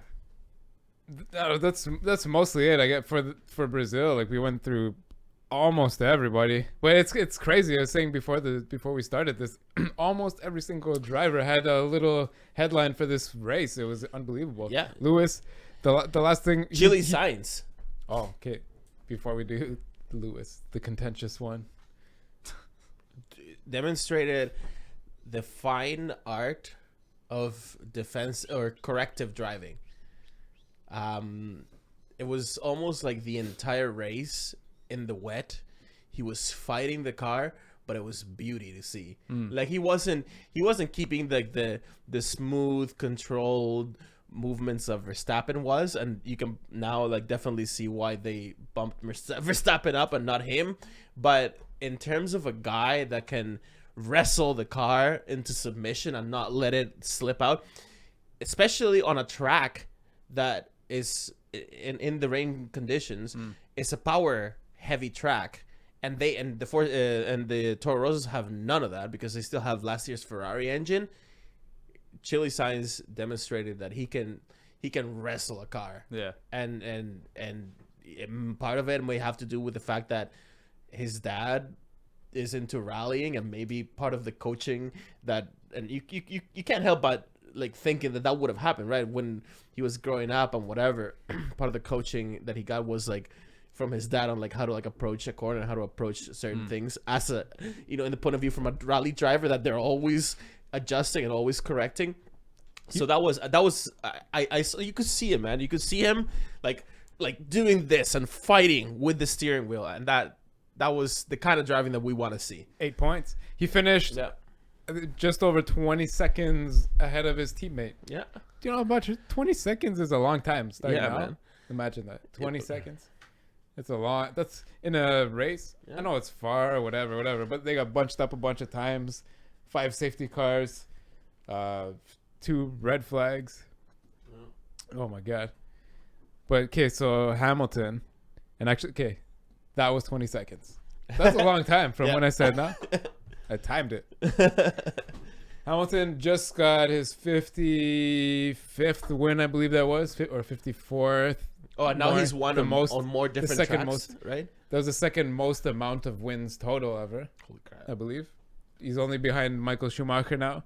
And he beat Michael Schumacher. He tied Michael Schumacher at the last race, I think, or sometime this season, and now is beating him for 24 different tracks that he's won on. And he's won on and he's won on every circuit, every track on the circuit for the season, except for Baku, which is a new circuit, was the only one in the whole season he hasn't won yet. Unbelievable. Jesus. That whole thing I was saying earlier, though, was, you could tell he was trying to jab Rosberg on the podium there when Brando was asking him, like, oh, how was it out there? Like, and he was trying easy. He was easy. He said twice he was trying to rub in that he saw Max Verstappen lose control on the TV. He's like, oh, you're just cruising out there in front. Yeah. And he's trying to watch TV while he's racing. Whatever. I guess he did see it, obviously. Yeah, right? He must have. He did see it. He didn't have that mist, the spray in his face going on. That's true. But there still must be like, it still must be difficult, right? Like, it still has to be like this insane. Because obviously he's an extremely talented driver to get pole and to stay there during the conditions that they were. But if you have someone behind you and you're spraying water in their face, they're like, nah, fuck that. I'll just hang back. Yeah, especially obviously his championship leading teammate. Yeah, he couldn't get close though. Rosberg couldn't get close. He finished 11 seconds behind him, which is a lot too. Yeah, from 1-2 the same being the same car, and because they got bunched up so many times. Yeah, that's what we were saying earlier. If there wasn't those red flags and so many safety cars where they bunched up, Hamilton would have smoked Rosberg. Yeah, and everybody else. Yeah. So I don't know. We'll see what happens going into Abu Dhabi. But that was such a fun race. On the point of strategy, Red Bull fucked up. They could have. Well, I'm talking about like race control strategy. Sorry, yes, you were talking about Charlie. Enough about the drivers. We covered them. Race control strategy had been going under fire since the beginning of the weekend. If you remember, on the Thursday's drivers conference, Charlie Whiting made an unexpected appearance. Like they usually have 3 drivers at the back, 3 drivers at the front, the Thursday before the race happens, and they asked him like innocuous things like, oh, what do you think about driving here? And then Hamilton says something like, first of all, let me tell you, these are the best fans. Every time, right? Every time. Yeah. These are the best fans, man. So, wow. This time they had to add an extra chair off to the side for Charlie Whiting, and he got he seemed like a deer in the headlights. He got grilled. He got grilled, and I have Hamilton. Hamilton seemed like he was trying to diffuse it a little bit for him. They seem like sort of pals. Yeah. But they busted out a TV screen. Like they had a TV like this wheeled out on a cart, so they could show clips and stuff. And how come you did this? What was that all about? How come you guys are deciding the rules about this thing or this? And you know what that proved to me?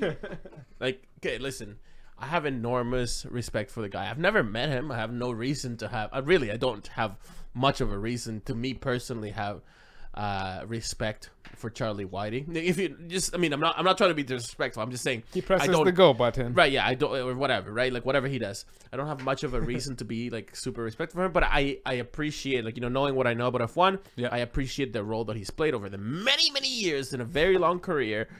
As being the race director, and there's some things that guy knows that in the way that he conducts his job that are just gonna die with him. As soon as he retires at the end of this year. So yes, that's the other thing. Herbie Blash and him are both gone at the end of this year, so we can expect a completely different approach, hopefully, to strategy in terms of like the race next year. Hopefully, a better one. But sorry guys. But as much as I have respect for him, that interview, him getting grilled proved to me what I had, like, it was in the back of my head. I had suspected. He has absolutely no idea. He's just like just going for it. Or you or me. In the heat of the moment, he just saw. He basically was like, like he gave the same kind of answer that I would have given. You know what, man? It was the heat of the moment. I called it how I saw it. It might have not been the best way, but I think most of the criticism comes from people saying that he is too cautious as well. A lot of the time, too cautious in a lot of the instances, and too, I don't know what the word is, like, attacking on other ones. We're giving out reprimands and penalties and penalty points where they haven't for the same things in other times, or it was just racing, or like the double standards. The double standards thing is real, man. Like it is standards. Real. Yeah, it's real. At least it seems like it, because the stewards are different at different races. Some of them have some sort of national or personal alliance, biases or alliances. With some of the drivers, or with some of the teams, or with some of the circuits, etc. It's I don't know. It's like that's how life is. Well, yeah, it's run by humans. So somebody, I think, a bunch of humans. They're trying to propose that maybe they should go to a single steward, and we've actually even floated that idea on the podcast before. Like, why don't they do a single steward? seems to be that the argument against doing a single steward for the full year is that if you give that post to a single person, it'll be like by the 6th race, the people that put him in that position, like the teams, if it was, it would only take 6 races or so for the dominant team to go up in arms and say they're going to be biased against me. Yeah, that's the thing. Biased or no, you said that was biased. Weird. You said biased, and I said by his influence. But they both sound very similar. Either way, it's some sort of corruption. Well, yeah. So hey, our team has lots of money. We're really fast too. How do you like money? Yeah. Are you the kind of guy that likes money? Click here. You can join some of the thousands who have gotten lots of money. Let me tell you 10 things about money. Number 5 will impress you. Number 3 will blow your mind. Yeah. Listen, he's been...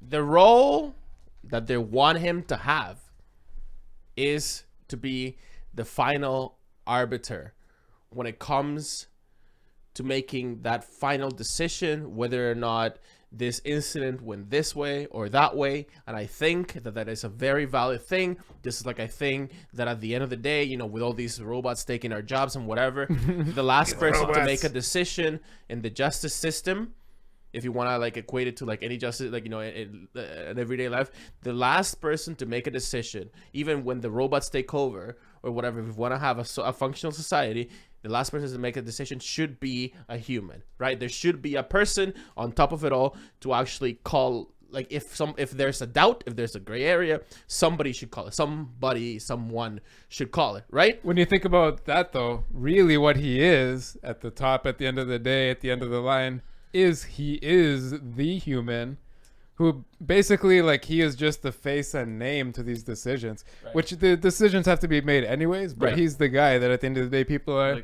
like Vettel are telling, fuck off, Charlie. Yeah. That's my message.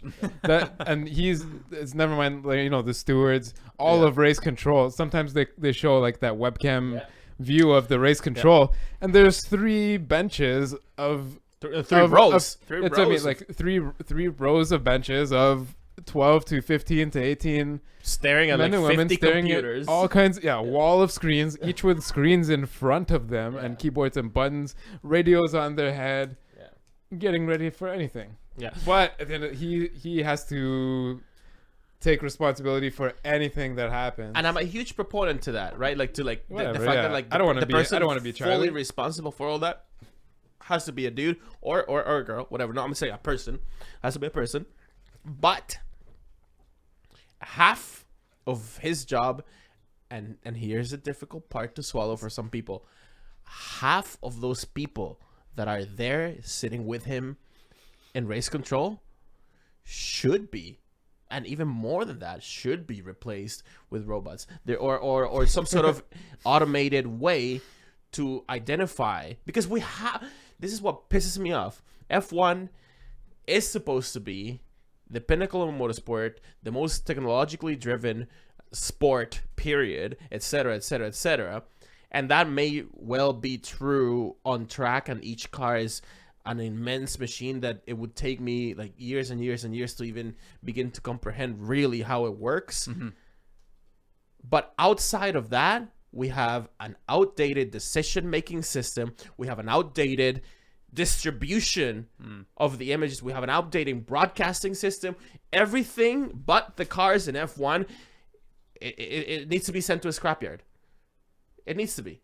And that includes the way that the stewardship works and the way that the decisions of whether or not this is valid or not are taken care of, because there are some robots out there, some drones, or some electronic means out there that we could be using that would give us a definite answer of whether or not he or she left the track, or whether or not this incident happened the way we think it happened. And if you cut that off, if you like eliminate the uncertainty for even just half the calls, that they've done this year, and then focus on what's really important, what's really gray area, you'd have a fairer, more consistent system and more relatable that the fans would understand.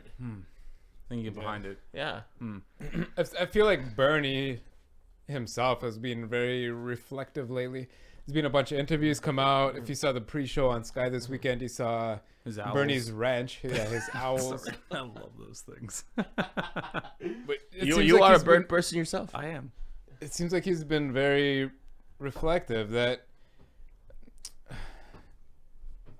I don't know, about him getting replaced, about his possible death coming up. Obviously, he seems very He's healthy. very He's not real sick. about that. He's like, when I'm gone.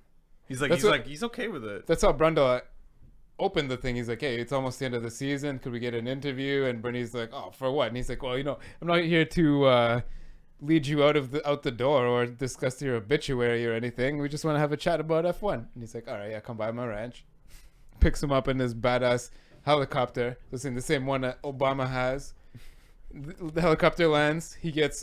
Brundle gets picked up in a yellow Hummer golf cart with huge rims on it. How bad. Bernie's pimping even on his ranch. They go to his house. But he was talking about, being replaced, how his control that he has in a company that big is unprecedented worldwide. It's unbelievable what he's done, and his age, that he continues to run everything. But he knows, and he's right, that there's this whole Ross Brawn thing coming up. They're going to change the power structure. Absolutely. Yeah. There was another printed interview with Globo Sport, which Globo is The Brazilian. big Brazilian newspaper. That, Well, they're like a whole media company. They're basically like they do all the this Brazilian TV is Brazilian. global. And It's like their Brazilian CNN media. or whatever. Yeah. It's like their version of CNN. They did a little interview with him as well. F1 is a big part of Brazil, and I don't know. There's His wife is Brazilian. I got too many things. Has a Brazilian. That's unconfirmed, by the way. What is that? That she has a Brazilian. Oh.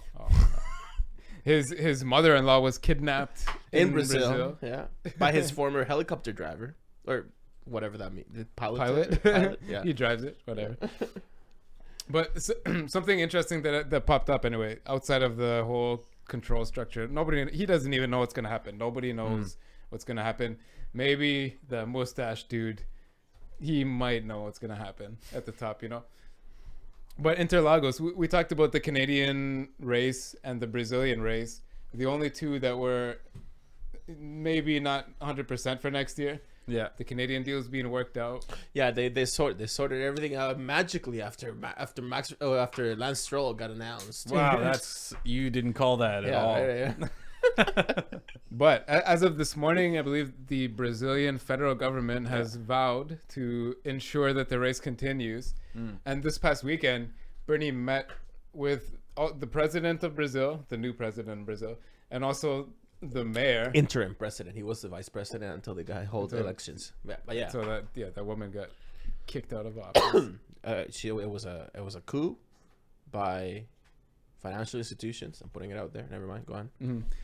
But so as far as I know, Interlagos, the circuit, Jose. Yeah, I was gonna say Carlos it's not even actually called Everyone Interlagos. calls We all call it Inter. You know why we call it Interlagos? Everyone calls Montreal, right? Because Jose Carlos but Pache. but if it was if that was the logic, then they'd call them Sao Paulo, but it's not. Yeah. Because apparently that neighborhood is the neighborhood where it is. It's called Interlagos. It means in between lakes. And I guess there used to be visible lakes in the distance. And if you watched old versions of the Brazilian Grand Prix, you could in the distance kind of see or something. They've dried up. You could see like empty land, but now all the funny thing Did about they it. purposely dry them to build more houses? Well, no. The funny thing about it is that it's built in an area where it was basically bordered for one side of it is the favelas, right? Like or like it was like kind of close. Back in the day, it was like the favelas were way over there in that direction. You can see the crumbling brick houses over the fence. But then over to the opposite side of it, it's one of the richest suburbs in Sao Paulo. So it is weird because when they show the whole like helicopter or even like they really like huge angles when they show the drivers. Sometimes you see like the derelict buildings on the one side, and then other times you see like quite a nice neighborhood over there. Yeah. That's how it works though in third world countries. Third world countries, yeah. You do have huge. Well, it even happens like in Toronto. You can see shitty neighborhoods from the good ones. You kind of pass. They're more spread out and they're not so ubiquitous. True. There's not as many people here. Like there's more people in that city than this whole country, or close, something like that. In the metro area, probably, yeah. But anyways, the most interesting thing I heard from Bernie this whole weekend. There's a lot of interviews with him. The season's almost over. Yeah. Is that Interlagos, the Jose Carlos Pache circuit, is controlled by the government right now, but they have some financial problems, to put it lightly, I guess. But they've been considering privatizing the circuit. They're not sure exactly how, a percentage or the whole thing or what. But Bernie has expressed that he would be interested in buying it. Ooh. And that's staying relevant. Yeah, keeping the race. Yeah. I guess if the country's having trouble funding it, keeping it going, like you wouldn't need the hosting fee and stuff anymore, right? Like What do you mean he wouldn't need the hosting? Well, fee? he wouldn't pay himself, No, but if Bernie, yes, if he's no longer running F1. Well, yeah, if he's not running F1, that makes sense. Think of the future. Think. You gotta think. Anything that Bernie says has like 5 or 6 different meanings, and you always have to look at like what the long game is. I haven't thought of that one. But separately. Like I've said, he's seemed in a lot of these very reflective, like reflecting his life. He has billions of dollars in his bank account that he can't take with him to death. No, it's a lot of it's not really. It's stuff that he owns is worth a lot of money, but he's got a lot of cash. He's got enough cash to buy that track. Yeah, and he could leave that as his legacy. Like this circuit was struggling. He's said a million times he loves Brazil. He lives there for half the year between seasons. His wife is from Brazil. That's unconfirmed. He's been doing whatever he can to keep Nasser in the race or whatever in Formula One. He wants a Brazilian driver to be there. So, I don't know. He likes the country, right? He loves the country. Who could not, man? If you have billions and you go to Brazil. Like if you actually, he's got Brazilians. Hang on, if you have millions and you go to Brazil, if you have thousands and go to Brazil, honestly, Brazil is like just balling. Yeah, Brazil. No, Brazil is just an owl on each arm. Brazil is one of the funnest places on earth, and good on them for doing that. Like it's a whole country committed to being like fun. Like they don't do anything unless they're like work has to be fun. For them. Anyway, great brewers too. Actually, most of the good beer from South America is from there. Anyways, I like you said, there's probably 5 or 6 meanings to that, but I don't know. I hope that he really is being reflective and that this is part of his legacy. He could just buy it and leave it to F1. I have a message in trust forever. I have a message because we were watching that interview and Bernie said something like, "Oh, I'm just a used car dealer." But I've been running the sport for so long, and out of he said out of 10 decisions that I make, 7 are right. And if you have a committee or somebody else making these decisions, 9 out of 10 are gonna be wrong.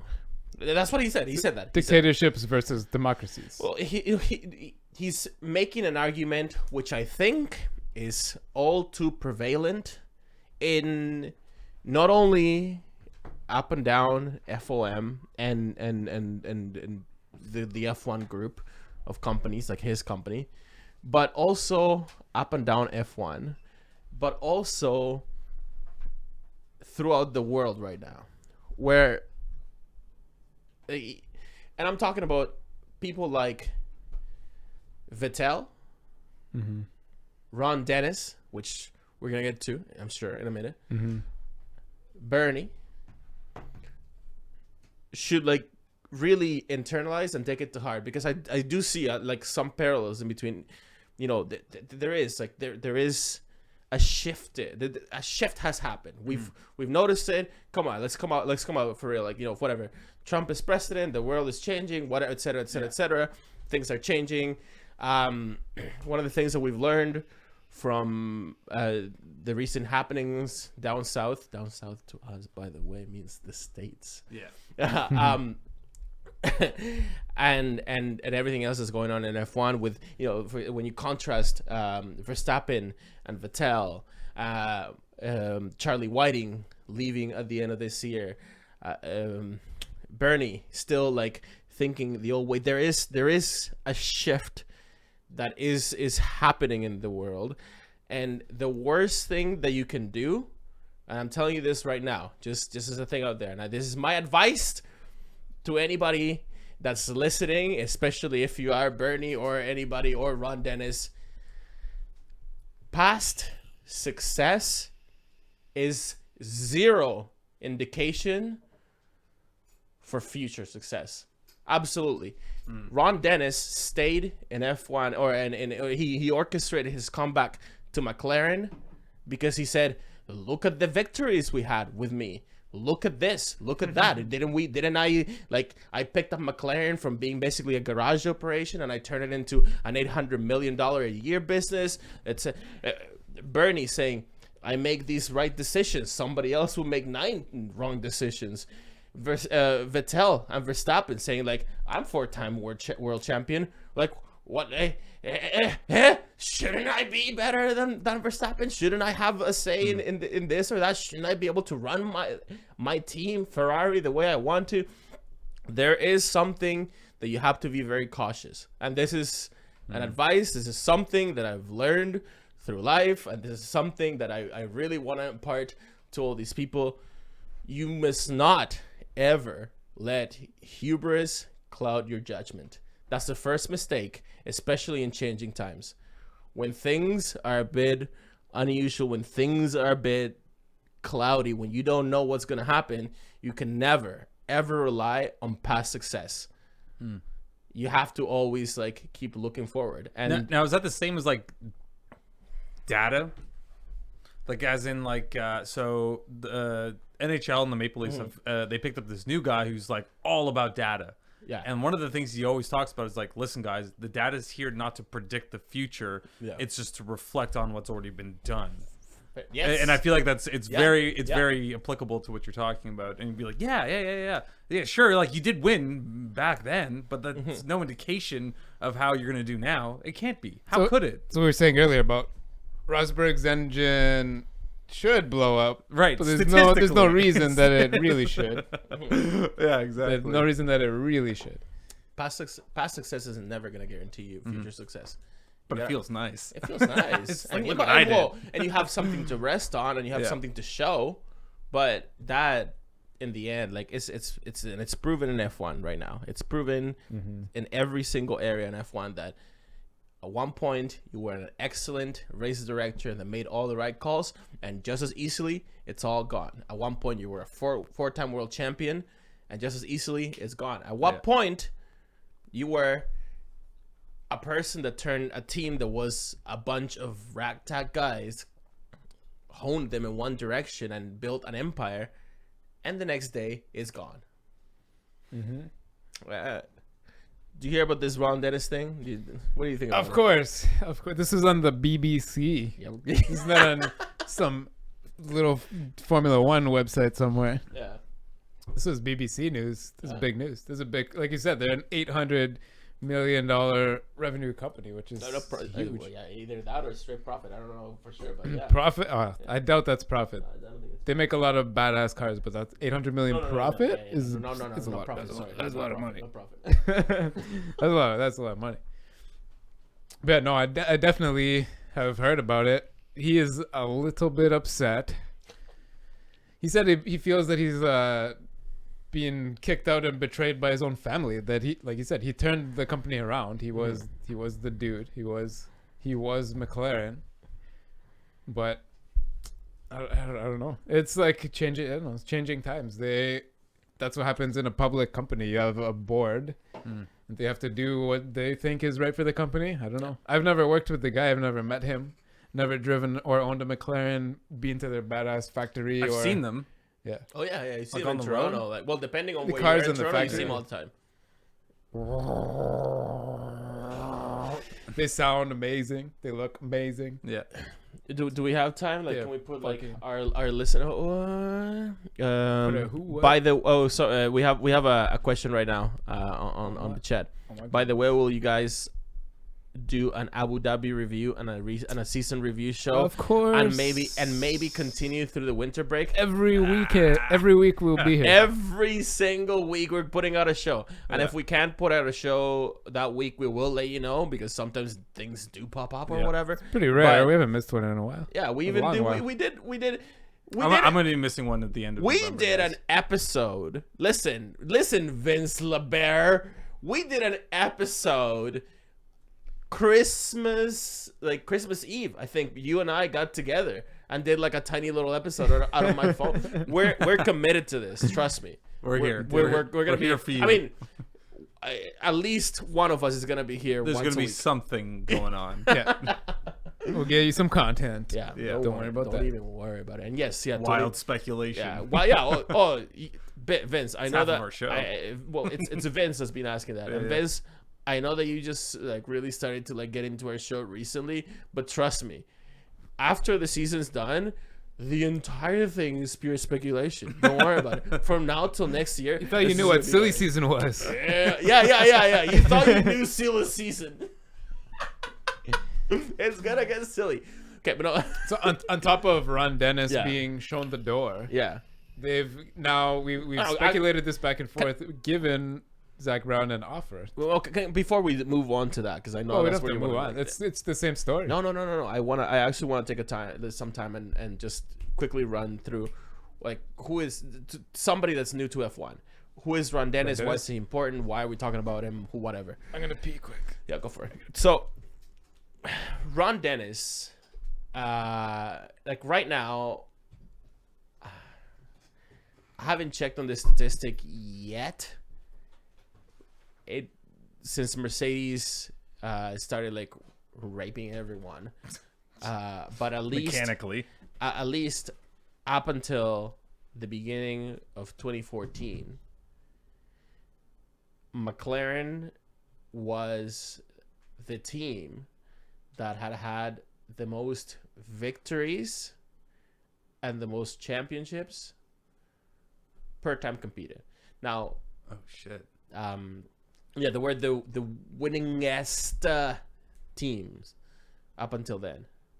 They Okay. were ahead of Ferrari. Well, Ferrari is the team that has had the most championships in total, but it's because they've been around forever. Well, they've been around since F1 started as a championship. So, and they're the only team. Let me make that clear. Ferrari has been the only team that has been there the entire history of F1. Right. I mean, that we know that gives them a certain status, a difference, and whatever. But that Right in Bernie's pocket. you know, where Bernie was in their pocket to some degree. Ooh, la, la. Anyway, but Ferrari they have that many victories and that many championships because they've been there for a long time. Right. McLaren, they didn't become a full constructor until somewhere between 10-20 years after Ferrari. But since they did, and specifically since Ron Dennis took over the team, they've been like in percentages and ratios, they've been way up there. Now, like I said, I don't know how the whole Mercedes now winning everything since 2014 changes the statistic, but even if it does, McLaren is still a force to be reckoned today. You look up, actually look it up right now. Look up McLaren Technology Center, and this is this is their base in Woking, England. Yeah, we were looking at pics of this a couple weeks ago. They have that that's still ice water it's- lake hidden in the valley of Britain in the middle of the countryside. And the only Beautiful reason, solar paneled rooftops. the only reason why Amazing McLaren museum is inside the lobby. this and not still just a garage operation, let's make no mistake about it, is due to Ron Dennis. Now, Ron Dennis, That looks like a garage to me. What do you mean? you're right. That's where I get my car fixed. Yeah. I don't know what you guys do. Ron Dennis was brought into McLaren at some point in September 1980. Now that happened because McLaren before, Ron Dennis before, he was, you know how he started in F1 as a lowly mechanic. Yeah, he was just there with the wrenches and putting the car together. That's how he started in F1. But clearly, and he was even working in in Colin Chapman's Lotus team. You know, back in the day, the glory, whatever, British garagista, right? So he knew the culture at that point, but he was never satisfied. And the thing about Ron Dennis is that he inspires a lot of British people because he's sort of the working class man. He came from, I'm not gonna say no money, but he came from a working class background, and he was a lowly mechanic. And his determination, and specifically, well, he's also a brilliant man. Apparently, he's a very like a smart, very capable human. You can tell that, but aside from him being always, clean shaven and wearing a white shirt and stuff all the time, he looks like in another life he would have just been like a coal miner or something. Or an accountant. An accountant. Badass. I'm telling you, he would have been an accountant. He would be a very boring human being because that's all he knows. He knows order. He's got his face. He keeps his face straight. He perfectly not looking around too much. He doesn't. He has one look, and it's his hair looks one way every time. I wouldn't want to look. He's lost a ton of it, but it looks like, you know what I mean. Like, when you're looking at Ron Dennis, the same look. Yeah, clean shaven, whatever. He's not a wild man. Pull him up. You see all the pictures look the same. Yeah, look up Ron Dennis. Yeah, that's him. And yeah, he has that wrong look, and he speaks a certain way. A lot of people even used to make fun of him because I think his deal is that like he realizes the importance of words. So, and he realizes the importance of, especially like, Jesus, poor guy. Like, what he's had to deal with his entire professional career is being the British media, and the British media are fucking, as far as I can tell, awful. They're just like, because it's been since the beginning, since the creation of the empire. What moves British popular opinion is gossip, so they're always like nipping and like that. That's just their culture. Anyway, so Ron Dennis, in a way, like he even made up this. Well, not he didn't make it up, but people to describe the way that he talks, they call it Ron speak. The Ron speak, yeah, because he tries to be very precise. Like, he goes through like enormous lengths to make sure that goes out of his way. Yeah, goes out of his way to make sure that he means what he says. Yeah, that right. And that you're understanding. And then you understand exactly what he means. Right. Yeah, and yeah, you can't twist his words. It comes across as verbose and whatever, and his personality too. It was very like straight up. Apparently, one of the things that people when he was still like team principal the last time around, when he was still team principal before he left Martin Whitmarsh in charge, is that the McLaren garage spent more time packing their stuff in a neat, orderly fashion than they did working on the car. Like they spent time unpacking, like, making sure that the one type of wrench went in there, and that everything was completely clean and shiny and this and that. A perfectionist. He was the true nature of a perfectionist. Now,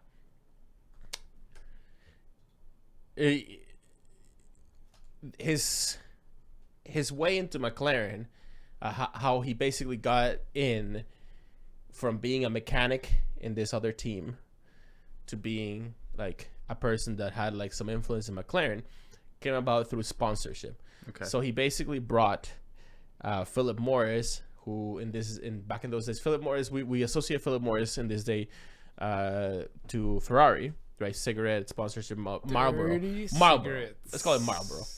So Marlboro, back in the day, they were kind of shopping around, and they were planning on investing a lot of money into McLaren, but one of their conditions was basically Ron Dennis has to come, and Ron Dennis has to be like, I think this was 1980 again, and from then on, it's like you could say that from then on it's history. Like so, after that was finalized, then Ron Dennis came to McLaren, built it into whatever through his hard work and his mentality. He built it into the team that eventually Ayrton Senna ended up in, winning his fantastic championships, and most of the memories of people have of Senna being incredible. That amazing drive in Monaco.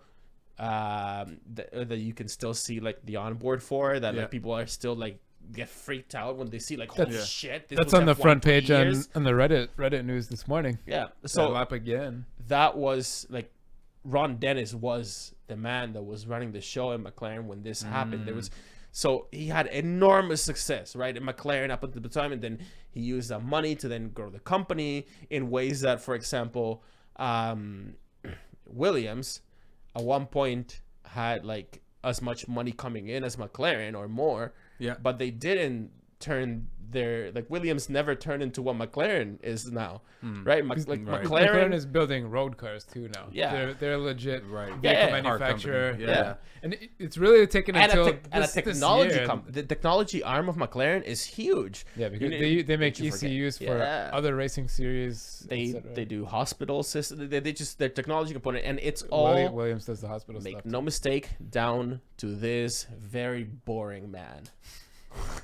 And now he's gotta have some excitement buried in there somewhere. Of course he does. He's a racer, right? Like you don't just end up in Formula One if you're like actually that boring. Yeah. A relevant point though, the time that he was pushing McLaren, kicking ass with Senna or whatever, was with Honda, and now they're with Honda again. Well, and on the verge, some would say, on the verge of kicking ass again. Yeah, it looks like they have a good chance of. Well, let me tell you the other side of the story, right? So McLaren showing that, at basically at the time that in the 80s, and let's call it. So in the time that Senna and whatever, like in the early history of modern McLaren, Ron Dennis wasn't the top guy. Like when Philip Morris, when Marlboro brought him in, it wasn't for him to be the top guy, but he became the top guy after the Philip Morris sponsorship was basically set to move to Ferrari, and they had the money, whatever, and he had to then seek out other sponsorship and whatever. There were other things going on, but then he took Mansour Ogier. And this is a person that has played a role in F1 for a very long time. Mansour Ogier is a Saudi businessman.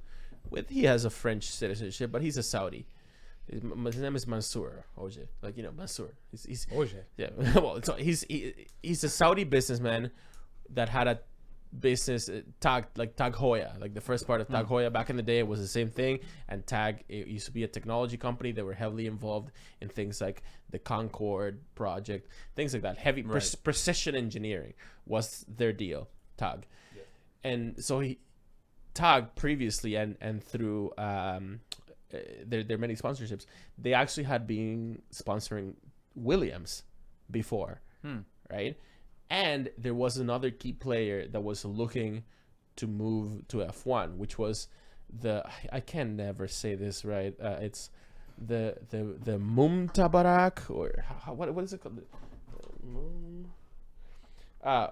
The Mumtalakat. The Mumtalakat. It's the Bahraini sovereign wealth fund. Basically, the country of Bahrain, the money that they have put away to invest for the future, that investment fund was also looking to invest in F1. And he basically, with the help of Mansour Ogier, the Saudi businessman, head of Tag, and the Mumtalakat, he basically managed to convince him to buy McLaren and go in on the business with himself. Now, what that gave him, and they were the people at the Mumtalakat, the sovereign wealth fund. It's a sovereign wealth fund. They don't want to have to do anything with the business. All they want to be is, we give you money, you grow it, and you give it back to us. Just talk about Bahrain. Yeah, that that involvement of them is basically the reason why Bahrain is one of these testing circuits of F1. Oh shit! And they have a race because of that. They have a race. Last year they didn't. And Nothing year, against the race. Honestly, I love the Bahrain race. I love that circuit, that downhill, the square corner. It's a good track, but yeah, and nothing against. Why would it? Anyone? There's no reason to be against anything there. But that money and that promotion, whatever, is the reason that you saw. We talked about this a lot. Pirelli was pushing to have testing done in Bahrain because it's warm there in the winter. Yeah. Last year it didn't happen, but in previous years it has. They've gone back and forth even between Barcelona and Bahrain in previous years. Yeah. Cost a lot of money. Cost too much money, I guess. Yeah. At the end of the day. Yeah. So he got anyway. He got the Bahrainis and OJ involved. Life was good.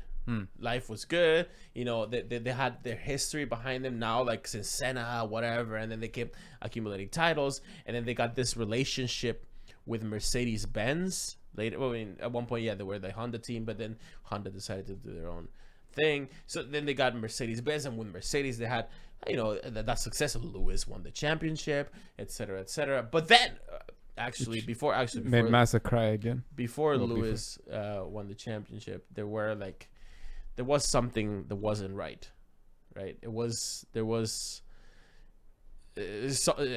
Relationships were starting to fracture, and that was capped off by the Spygate scandal. Remember when there were heavy spying allegations, which eventually were proven to be true. We've talked about this on the podcast, Mike, where basically like this one person from Ferrari went and sold secret Ferrari information to McLaren, and it was proven that everybody up and down management knew about it. But the only reason, the reason why they got found out is hilarious. We talked about it before. Well, I'm sure we'll talk about it later. But anyway, so that whole scandal, and as a result of that scandal, Max Mosley, who at that point was the head of the FIA, who didn't have very good relationships, a very good relationship with Ron Dennis, slammed him with $100 million fine. Oh, well, he said like huge, right? Well, spying is a big. You really don't want like teams like either sabotaging each other or spying on each other. Yeah, that like goes against everything that the sport stands for. Now, could it have been just as easily a $20 million fine? Yeah. But Max Mosley went like all out. He was like, "Fuck you, Ron Dennis," and here's $100 million fine. Since then, in my eyes, yes, they won. Like even despite all this, they did win the championship with Lewis, but since then they've done nothing, right? So since then, that hurt him. That definitely did hurt him, and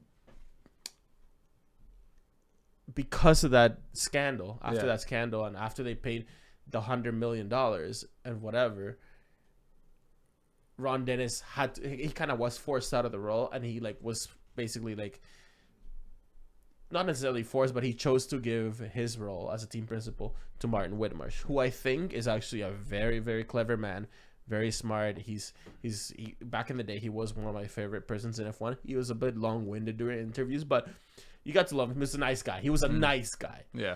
And Martin Whitmarsh tried his best to bring the team up to speed, but ultimately, there was no success came into McLaren. I'm less and less convinced now that I look at the thing. With hindsight, I'm less convinced that it had anything to do with Martin Whitmarsh actually like not being a good boss. I think it actually was. Like McLaren had this coming, and the repercussions of that $100 million fine and the broken relationship with Mercedes. Yeah, really fucked things up. It fucked things up because after that, Mercedes then chose to, instead of like treat them at their works team, they were like, you know what? Why don't we go turn around and buy Ross Brawn's Brawn GP team and turn it into our own works team? Maybe these things wouldn't have come to light if there hadn't been that crazy scandal and they didn't want to detach themselves from the McLaren name. Anyway, so you could tell that, or like you could say that up until that point, all his decisions had been right. Then the spying scandal happened. It hurt him. It hurt the company. He didn't know how much it hurt him. The company didn't know how much it hurt them. It seemed like things were going down and the numbers weren't there. So what did he do? He convinced the board of directors of the company, of which he owned 25% of, to let him sack Martin Whitmarsh, fire him because he apparently wasn't performing. He's like, you know what this team needs? A good old dose of Ron Dennis. And if you let me go back to the team and take the reins and take a good handle on the team, I can guarantee you results. And you know why I can say that? And here's the kicker. Because I'm motherfucking Ron Dennis. Because I've done it before. Ah, right. Now we know that doesn't apply. Right? That doesn't mean anything. That means jack shit. Doesn't work. It means jack shit. But he said, because I've done it before, I'll do it again. And I'll bring Honda, and we'll bring back this huge partnership that made us famous back in the 80s. Remember the 80s? Remember the 90s? Oh, we're going to bring it back. Hasn't worked. Buddy, like... It's over. It's 70. He's nearing on 70 years old.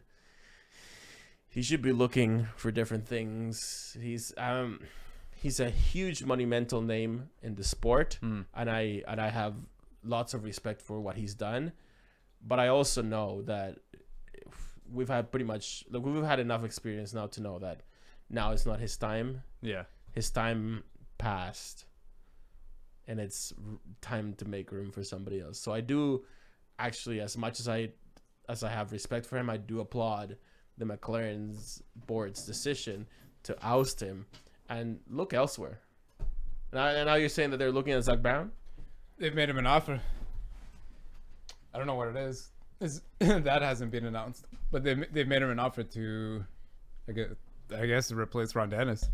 But at the same time, Zach Brown, we talked about in the last couple of weeks, he's also been given an offer from Formula One, from Liberty Media, but yeah, basically Formula One to head it in some way. Maybe they're trying to get a face-off between him and Ross Brawn. But no, but at the top isn't it that they want to split Bernie's role into two and have Ross Brawn do the sporting side and then maybe Zach Brown do the commercial side? Yeah, perhaps. Yeah, there's all rumors. I don't know. We threw them all up last week too, right? Wild it's all rumors. This is not a rumor though. Ron Dennis is out. Yeah, Ron Dennis is out. It's not a rumor anymore. It's been a rumor for a couple of weeks, but he's out. Yeah. He's been ousted. He's gone. Sorry, guy. Turn that frown upside down. Stop squinting. All right. What else do you got? Nothing. That's it for this week's show. I think that after 2 hours, 1 minute and 26 seconds, our listeners have had enough.